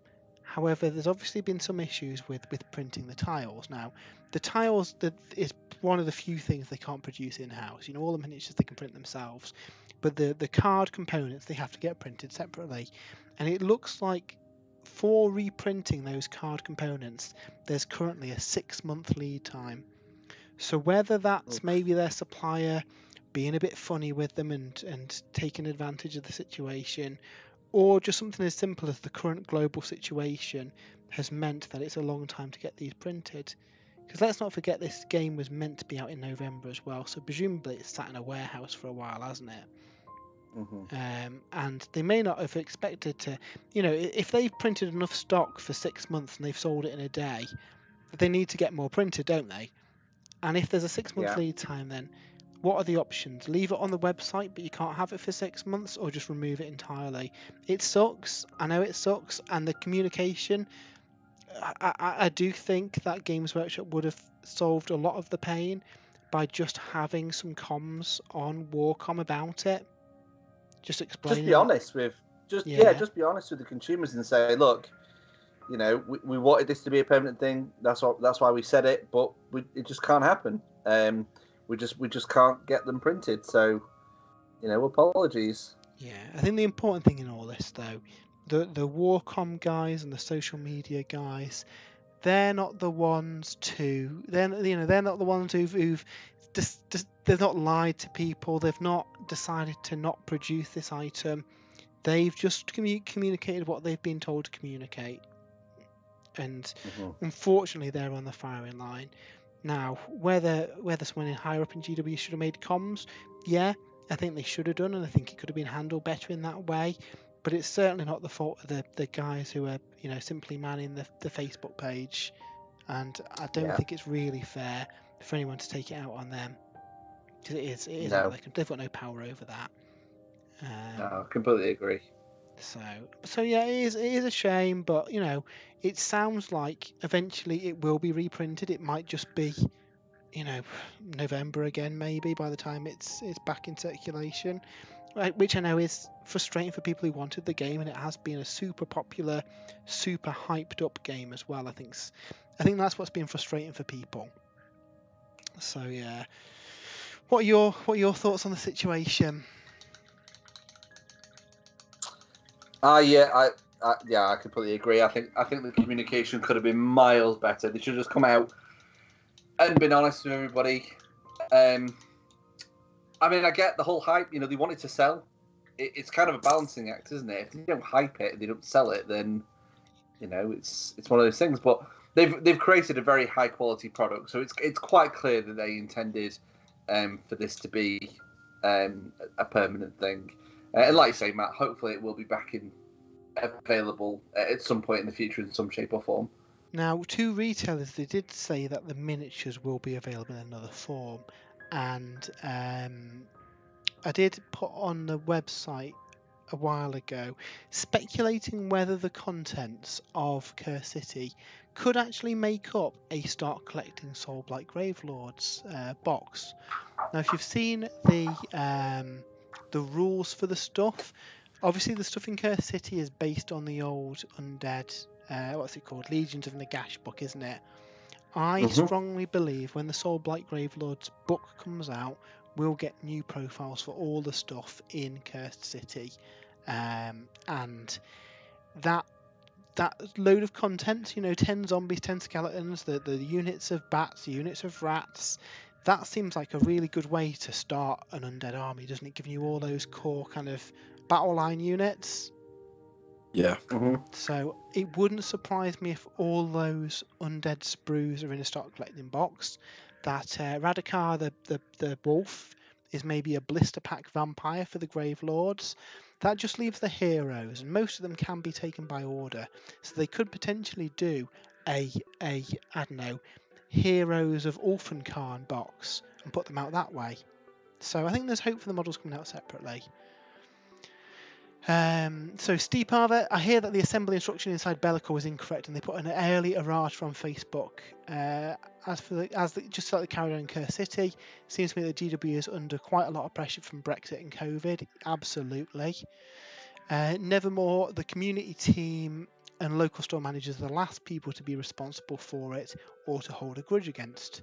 Also, I'm going to wait patiently for an update, be it restocking or completely discarding it. Dasmore blames James Workshop.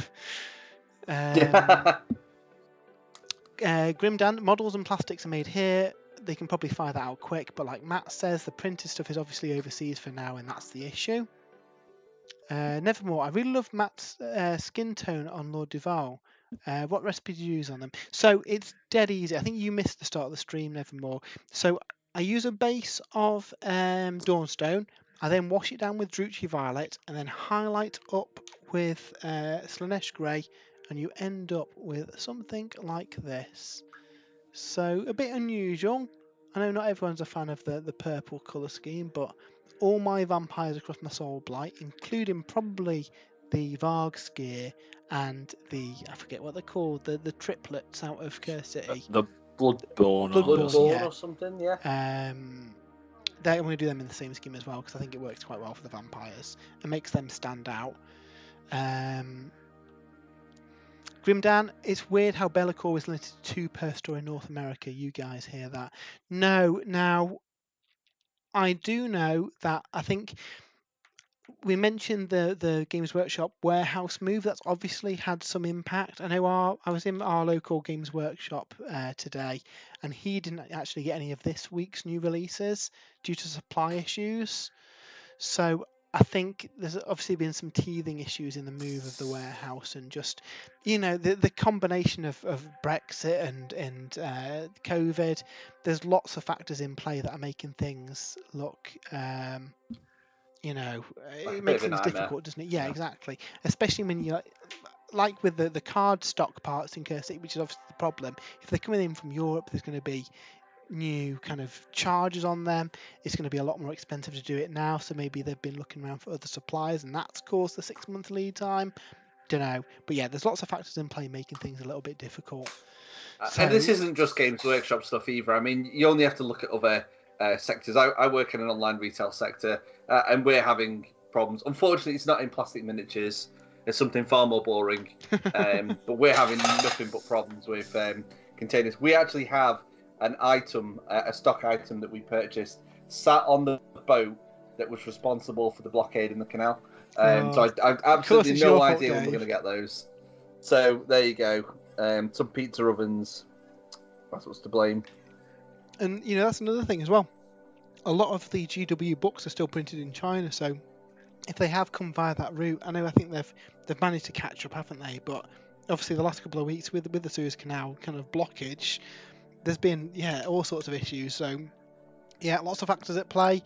It is frustrating if you don't get the new models, and I do understand that. There are still some out in the wild. I would recommend check your local Games Workshop. Check some of your local independent retailers as well. That helps support those stores that have probably struggled over COVID, and B, they might have the models that you want. So you never know. I mentioned them last week. The Toy Emporium in Dagfields, just outside Nantwich. And they've actually sold out of Kerr City now, so I like to think that maybe we drove some business their way after mentioning them on the podcast last week. Get in touch with him, ask him if he had a spike in sales after Tuesday of last week. Do they want an affiliate link put on the site? The Nevermore says, that looks great. I was thinking about switching Demonette Hide base for either Mechanica Standard Grey or Dawnstone for my Gene Stealer Cults. Now I'll definitely give it a try. Yeah, it was kind of a random experiment, and it might have gone horrifically wrong, but I found because Dawnstone's quite light and you're darkening it down with washers, I thought that was a good base point. So yeah, give it a go. I'd love to see how your Gene Stealer Cult work on it, because that would work really well for Gene Stealer Cult. Grim Dan says it must be a nightmare for them. I think, like Dave said, it's kind of like industry wide at the minute, isn't it? Issues. It's just unfortunately one of those years. 2 years at this point. I think it's a different. Last year had its own challenges. This year you've obviously got problems with containers, so businesses are just having to constantly evolve. It's not like, right, we've done last year, we know what to expect this year. This container issue is a brand new thing that nobody saw coming last year. Even though you can kind of understand how it's happened, but what can you do? Yeah, exactly. It's on the plus side, we've got a couple of weeks to catch up on our painting. I had a War Master Titan and the new Maniple box arrive yesterday, so I might get them built. Gonna do them as Legio Mortis to fight against my Legio Ignatum, and I've had some Mechanicum Knights that I haven't painted yet because I wanted to put them in my Traitor Force, just because I thought I've got a big Ignatum force. Realistically, I'm not going to use 6,000 points of Ignatum or whatever it'd be if I added them, whereby having two different armies, I can show people how to play. I can mix it up a little bit with some different engines. So yeah, that's my logic.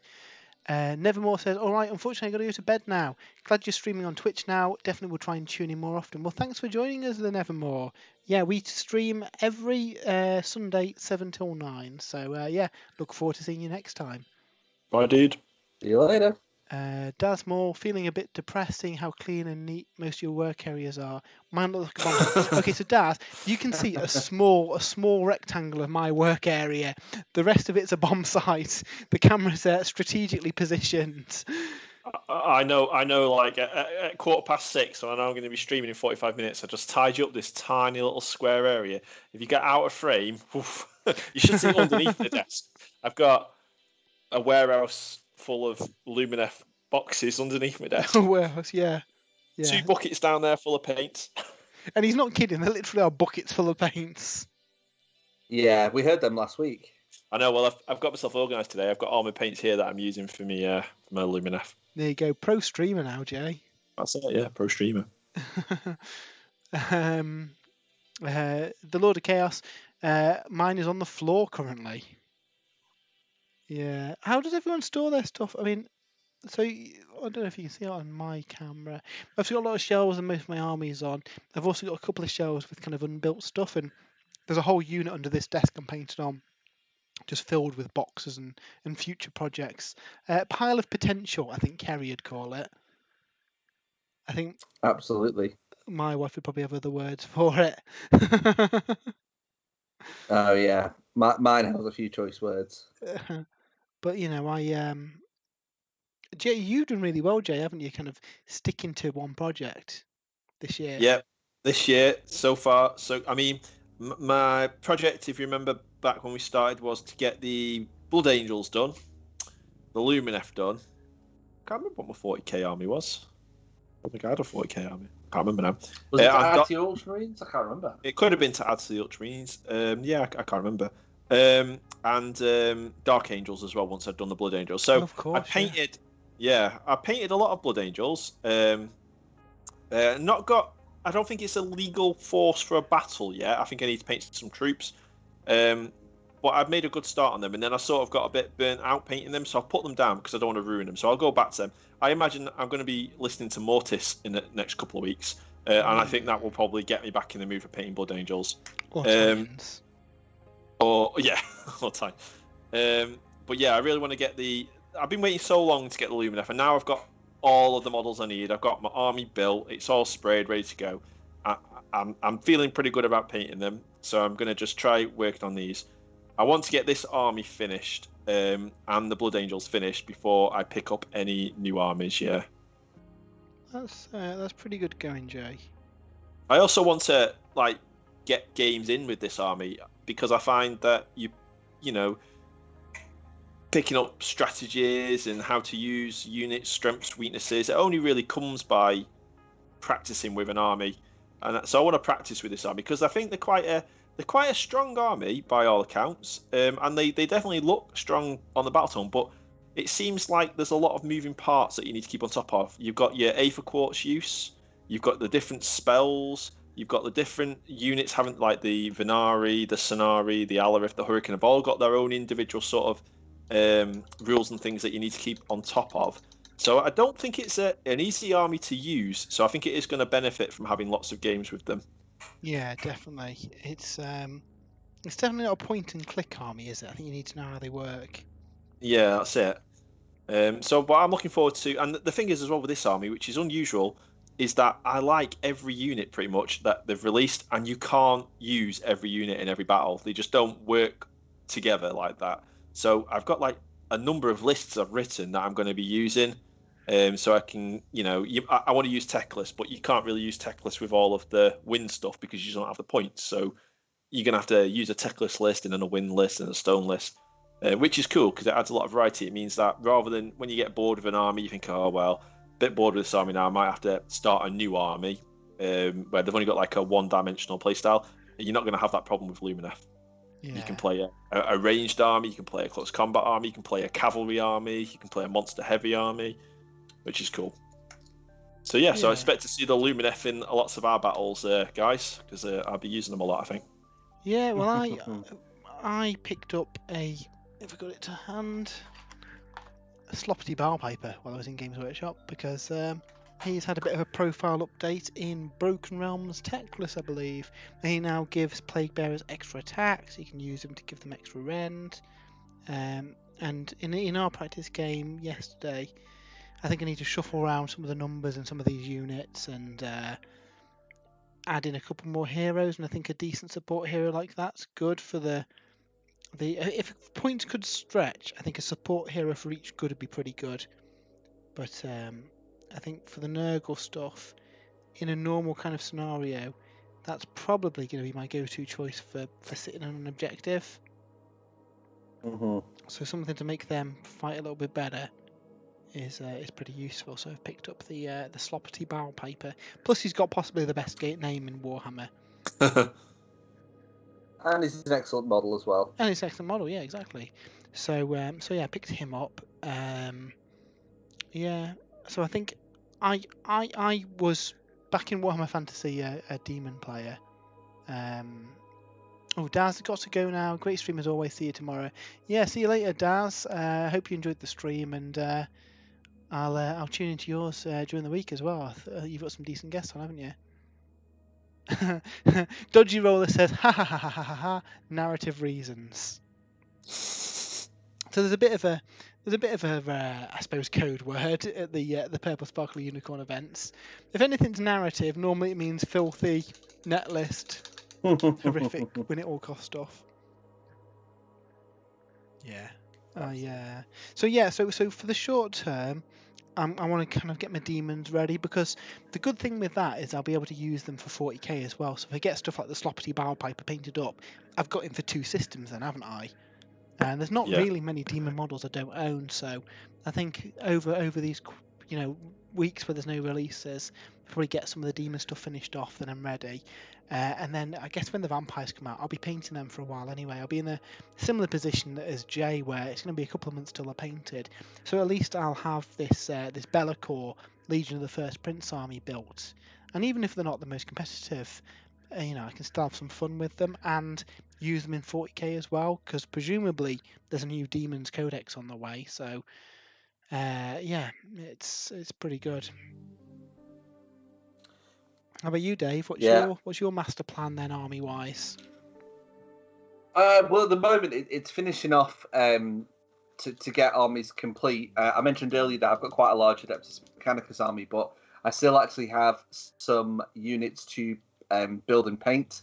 I've got built, almost completely built, the sterilizers, the Paraxis sterilizers, the flame guys. Flame bats. They need to be finished, being built and then painted. I've also got some Cerberus Raiders to finish painting. I'm about halfway through those. And there's a few units I'd like to add just to give myself some variety, such as Electro Priests and a couple of transports.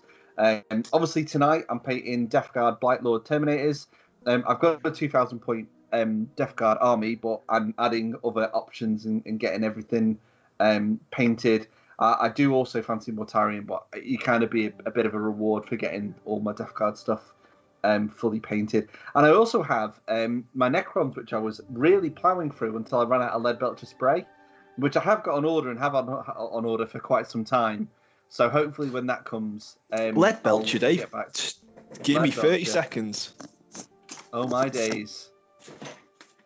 Jay might have some Lead Belcher for me. But yeah, I've got got the Indomitus... that doesn't sound promising. No. I had the Indomitus half of Necrons. They're nearly fully painted.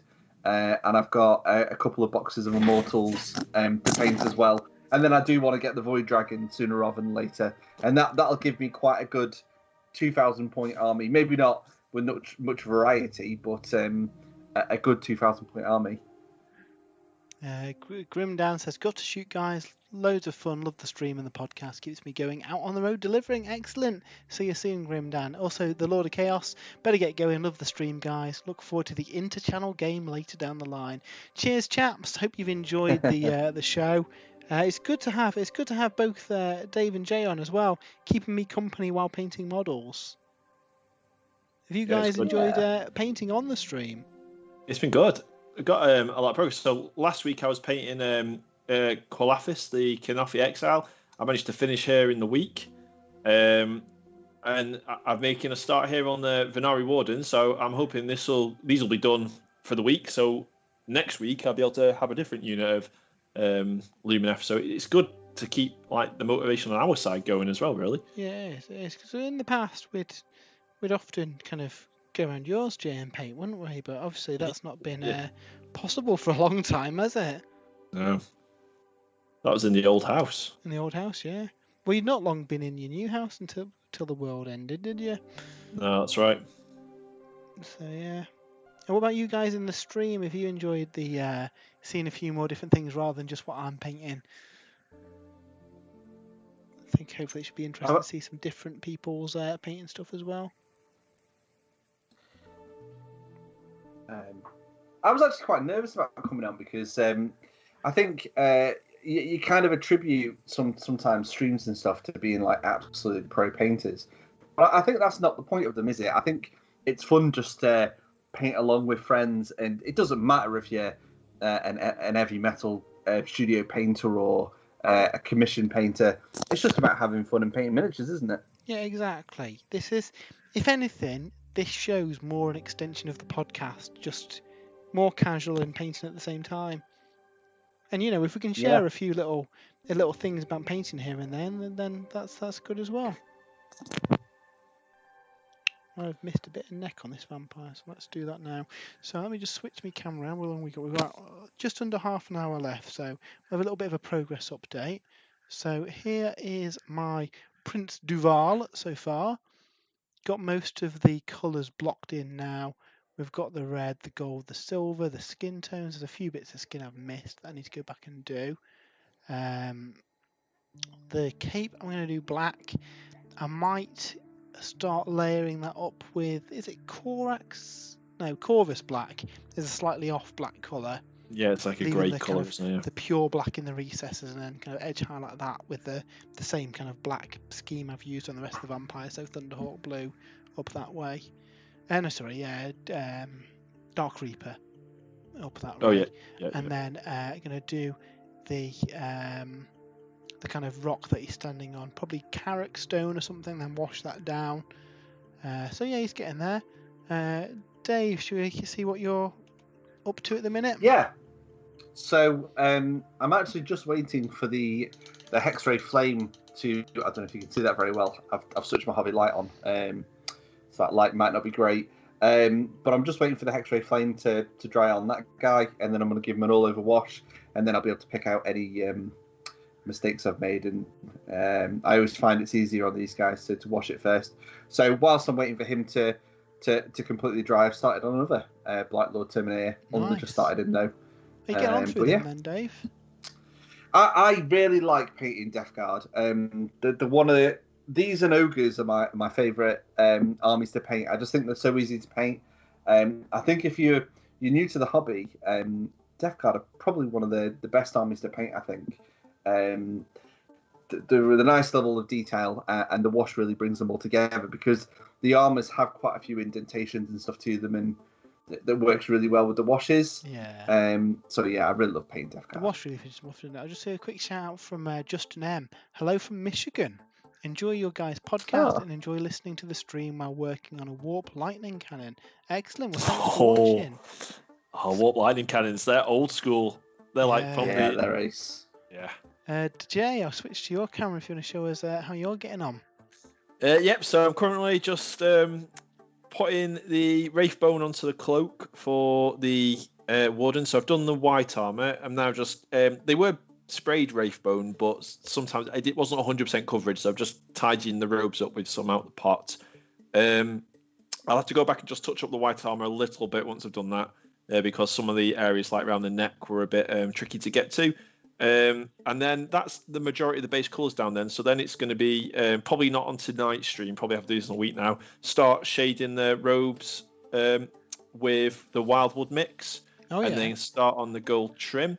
I have finished this guy though, so I painted this guy today as like a test scheme, and I've just put the shield on him before. So he's a complete model now. Cheers.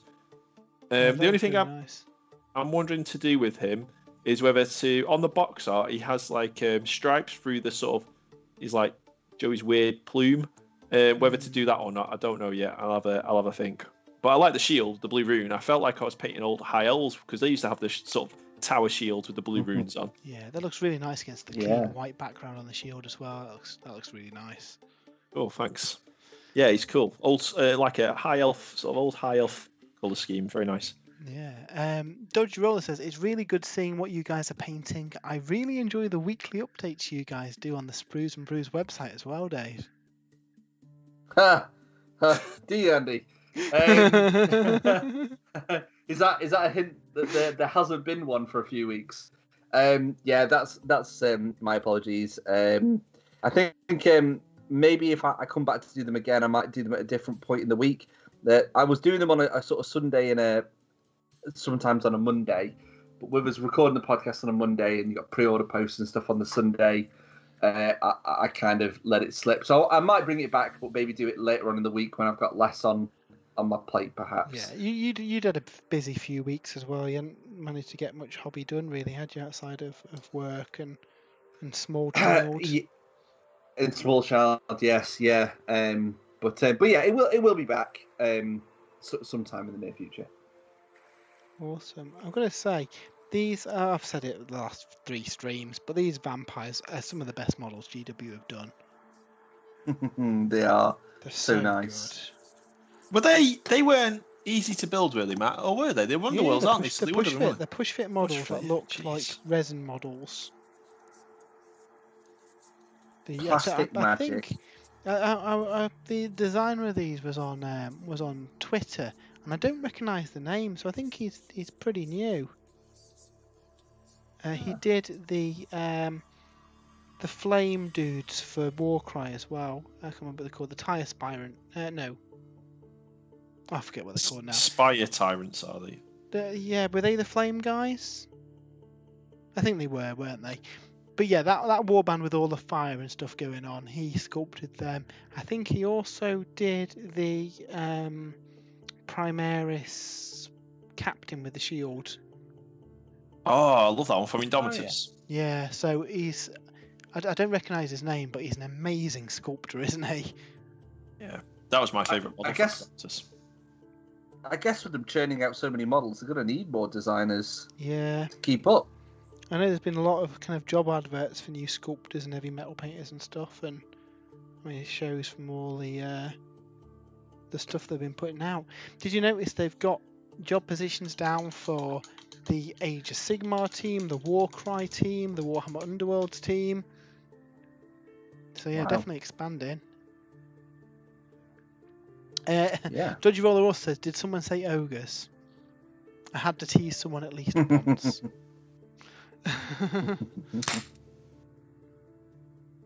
So yeah, I can't wait to a doubles event with you, Andy, with ogres. I think that has to happen at some point. Yeah, ogres are fun, aren't they? Right, so on the back of his thing, he's got some. I don't know if you can see that. He's got some spikes, so they're bone. Now, what I did on the big fella, I can't remember his name, but the tall guy, was started with Dryad bark, then worked up to Gorthor brown, and then worked onto the bone colours, just to make it look like a more of an aged kind of bone rather than going straight in. What I'd normally do is start Carrick Stone somewhere like there and shade it down. So I've kind of gone the other way because it's kind of an aged bone. These guys have been kicking around for hundreds of years, so it's a bit worn and old is the kind of vibe that I'm going for. Do you use washes on that as well then, or? Yeah, so I basically thin stuff down with Water Plus and kind of make a glaze to go over it. Right. And these guys have got contrast and all sorts mixed in there. The wing membrane on this guy is really thinned Volupus pink. I think he used 4 parts Water Plus to 1 part contrast, just to get a really kind of like thin glaze that would then just kind of shade the kind of ribs of it, but keep the other thing the main colour. So yeah, definitely worth having a play with Water Plus. It's got quite a few applications as well as, you know, thinning your paints. I use it on my next hero. Speaking about paint, I've got this one here. These are a cool model. These are the. Can we switch to you, Jay? Sorry. Oh, the twins. The twins, yeah. I'm going to use these in the next game. So they're, but it's a really, really nice model, and you can just see like where it's attaching, just that little toe there. Yeah. But there's a lot of cloth on this. So she's like wearing a cloth suit, and he's obviously got a lot of cloth on, not much armor. And I used on Techlist, he was wearing a similar sort of suit, and I used the Lamia medium and Barahoff blue, I think, to try and create like a sort of contrasty type paint that would flow into the recesses, but I wasn't 100% happy with the way it turned out on Techlist, so I'm going to be using the InStyle Water Plus with some Barahoff blue to paint them. Yeah, you get if you buy it, you get a little card that kind of tells you what ratios to use. So you just pop this on here. Oh, you can't see it very well there. But basically, a single brush full, it kind of helps it flow, kind of works like watered down paint. A drop to 1 drop of paint will give you a contrast style paint, and then 2 drops to 1 drop of paint will give you a glaze, and 3 drops to 1 drop of paint will give you a wash. So basically, as you increase that ratio, you change the properties of the paint. Yeah, I'm gonna have a play with that then, because like I say, she's wearing a lot of cloth. In fact, I might paint her up as the next hero then, after this unit of 20 wardens, because a lot of the wind chargers, the blade lords, they have a lot of cloth on them as well, which I could then use what I learn on her on them.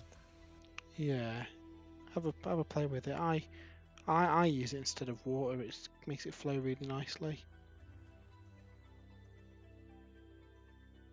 Right, we're getting there. That's not bad going. I think over the 2 hours of the stream, I should have all the base colours down. He's, I suppose most of him's that red colour on the armour, isn't it? Yeah. Yes, cool. Is there anything? Go on, Dave.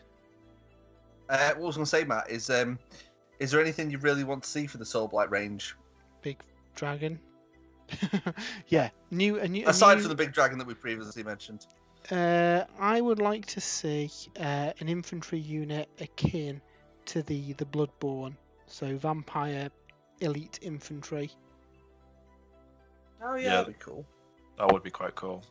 Because I think looking at what they've put out in Warcom, this is kind of a spiritual successor to the Legions of Nagash, where I think this will be the kind of like, this will be the death battle tome, and then it will let you build zombie armies, skeleton armies, or vampire armies. And I think for the option of having fully vampires, it'd be cool to have an infantry unit as well as the Blood Knights. Yeah. They used to have to go elite, it would have to be those. Yeah, I remember. Was it the Grave Guards, which were like the elite skeletons, weren't they? Yeah, but even then they weren't like elite, were they? If you had a Grave Guard built army, you'd still have loads of Grave Guard in it. I think we're like slightly better skeletons. Oh, dodgy roll! It just says more Blood Knights. Those new Blood Knights look really nice, though. That's a bit of a tongue twister. Yeah, I like the Blood Knights. Yeah. I actually really like the first Soulblight vampire we saw. The same time we saw the second Lumineth wave. The one with bats in her hair. Yeah, I love that one. Yeah, I love that one. A lot of people don't like that model. I like that. I might not make the hair red. I might give her a different coloured hair. But yeah, I think that one looks really cool. I really like the weird looking one, the mosquito vampire, the one on the oval base. Yeah. She looks freaky. I like the rat one. The Rat King, yeah. The Rat King. Tim Unwin in the chat. Good evening. How are you doing? You're catching the tail end of the stream, I'm afraid, but good to see you in the chat. I'm painting up a vampire. Dave is painting some Death Guard, and Jay is back on the Lumineth. And yeah, nearly got the base colours down on this vampire, which is not bad progress, I don't think, for tonight. I need to pick out these tiny eyes in yellow, so I'm going to have to switch to a smaller brush and spend the next 10 minutes carefully dotting those eyes, I think. You don't like painting eyes, do you, Dave? I hate painting eyes. Really hate it. I think I'm getting slightly better at it, but I'm not very detailed when it comes to eyes, to be honest. But I think that's what, it's just something I'll work on over time. Yeah. I'm getting more and more adventurous with what I'm painting when it comes to details and stuff. I mean, your painting's gone massively the last few years, hasn't it? Thank you. I really do agree, actually. I used to hate it. I used to absolutely hate painting. I did a post on the website some time ago about painting. Yeah, but nowadays I paint because I enjoy it, and yeah, it's good to see sort of painting coming out. I think my ogres are some of the best ones models I've painted so far, I think you've which is really cool. kind of gained confidence in painting as well, haven't you? Yeah. A lot of it is about confidence, isn't it? So yeah, I think it helps if you can find a set of models you enjoy painting. If you don't enjoy painting the model, then it's tricky to stay with it. But you have done a good job on the ogres. I was going to ask you how you found getting on with the Valhalla Blizzard, Dave, because I noticed you've put a bit of that on there. Yeah, it's okay. I don't know if I put it on a bit too kind of cleanly. Maybe it should have looked a bit more random. But no, it works really well. It's an odd kind of thing, isn't it, to get out of the pot? Yeah, it is I like it. I find did you put it on, give it 4 or 5 minutes, and then go back and sort of smush it in a bit to spread it round. You want some bits showing through as if it's melted a little bit. Otherwise, it sort of sets in like almost goes like you say to a uniform, doesn't it? Yeah. Yeah. But I do like it. Sorry, I'm very quiet. I'm just trying to dot these I's. Dot the I's and cross the T's. Yep, he's a fiddly one for it. His right eye. I'm gonna have to just take him out of view. Sorry, guys, just so I can see him properly. I do apologise. I do try and keep it so you can see, but sometimes you just need to move to a better position.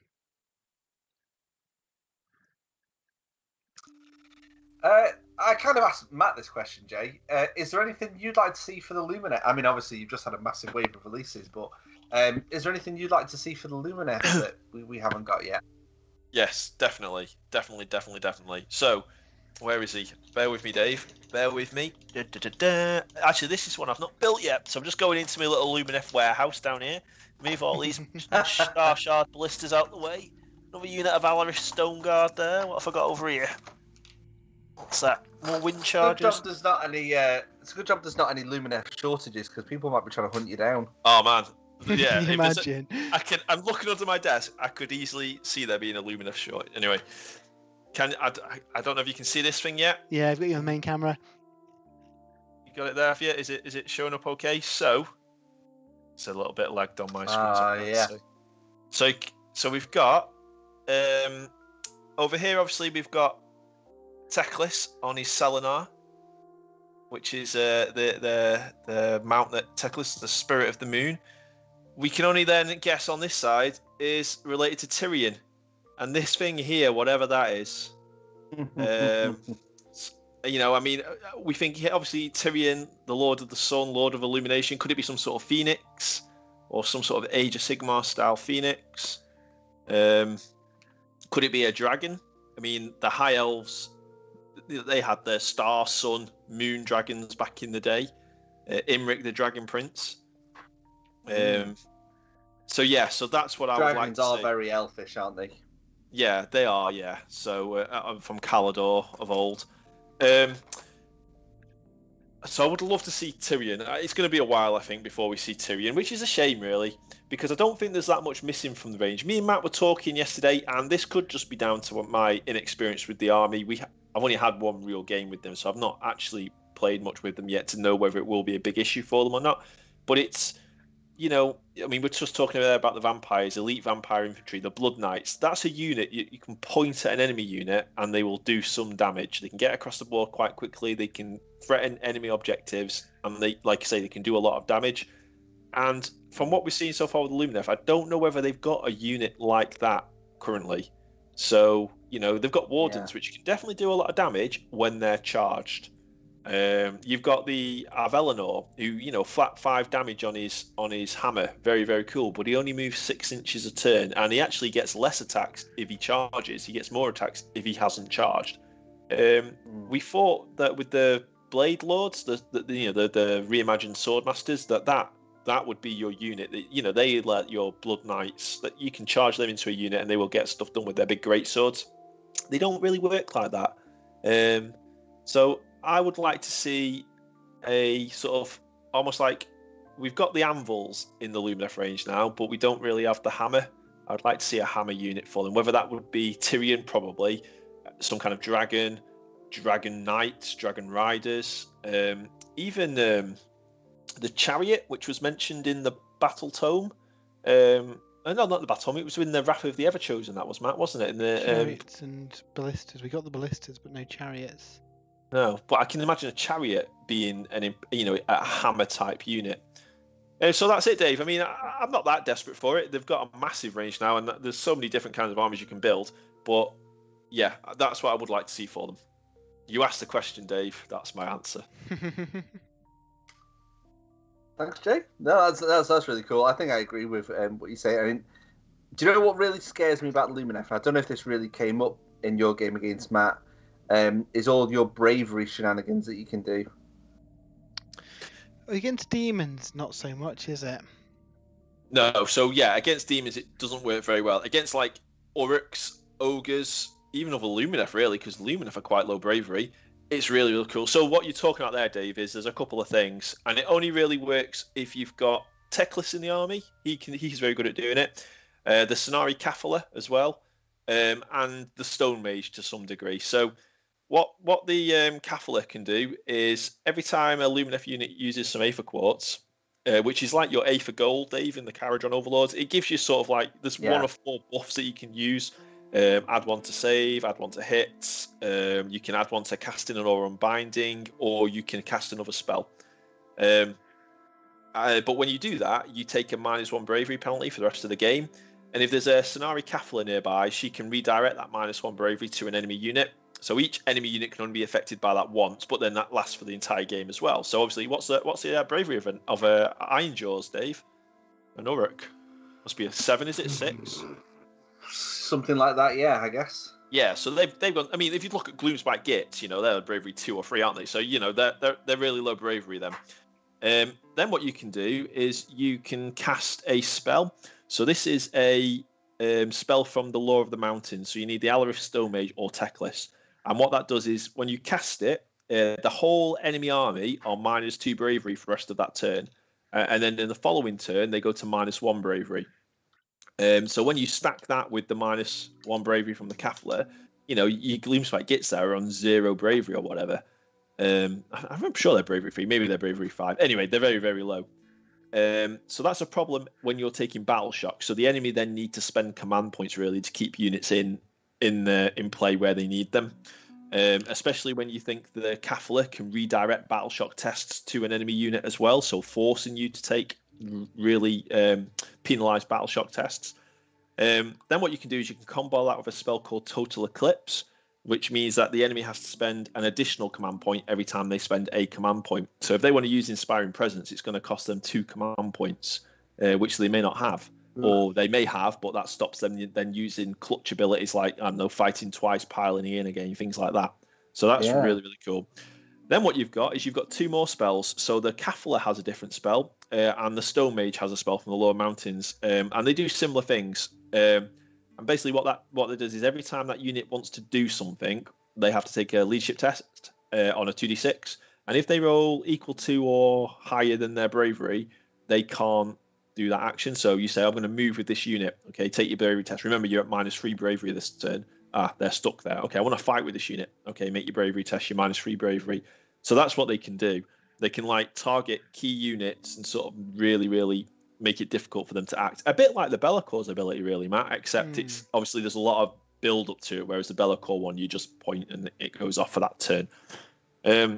So that is, and you don't really have to build that hard into that sort of playstyle either, Dave. You just need a mage from the Law of Stone, Law of the High Passes, and a Kaffala really to get that going. Obviously, if you've got Teclis, it's really easy because Teclis can just auto cast 4 spells a turn pretty much. But yeah, I didn't use that sort of build in the game against Matt. But that's just another sort of play style that they can use. Against Sons of Behemoth, that'd be fairly brutal because your man crushers just need to lose 1 model and you could lose the whole unit. You redirect the bravery onto the unit of man crushers. Oh yeah, for sure. That's really, really good. But then it's also very good for, obviously you've not got many pieces in a Sons of Behemoth army, and this game is all about moving pieces in. I think movement is the most important sort of abilities you have, really. That's the most critical. And if you can stop a one of, you've only got three of the big, what are they called? Mega Gargants. Mega Gargants, yeah. And if one of them is stuck for a turn doing nothing, that's a third of your army that's out of the game for that turn, which is arguably more important than having. We were just talking a second ago about how I'd love them to have a hammer type unit. Maybe if they can neutralize the enemy's hammer type units in that way, maybe they sort of level the playing field a little bit then, so they don't really need a hammer unit. Yeah, absolutely. Wow, yeah, I'm looking forward to playing against them again. I'm going to tweak my demon list a little bit. I'm looking forward to having some vampires to throw at them. I'd use the Cursed City stuff, but at the minute I don't think it synergizes that well as an army until we've got the actual book in our hands. But yeah, it's definitely exciting. I'm looking forward to getting some games on again. And can you believe it, guys? We actually got to 9 o'clock. It's flown by, hasn't it?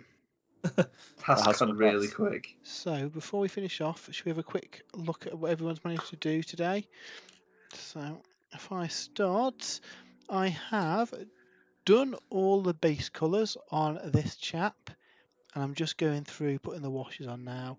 You probably can't see his eye very well, but I've dotted in his yellow eye as well. And then yeah, I'm putting a brown wash into the recesses of this armour just to give it a kind of worn leather look. Washing all the gold with Agrax. Go around, do all the silvers with Norn oil, and then yeah, it's time to start layering him up. Then doing all the highlights, and yeah, a couple more nights work, and this guy will be done. Really enjoyed painting him. He's a really cool model. Jay, do you want to show us what you've managed to do on the stream? Yeah, I've just angled my camera down because it's easier to show you these 10 models here that have. So I've got all the robes base coated and I almost finished. I just need to go back now and tidy up some of the white. So I'll do that before I pack up tonight. So then they're ready for the next step then. Nice. Batch painting.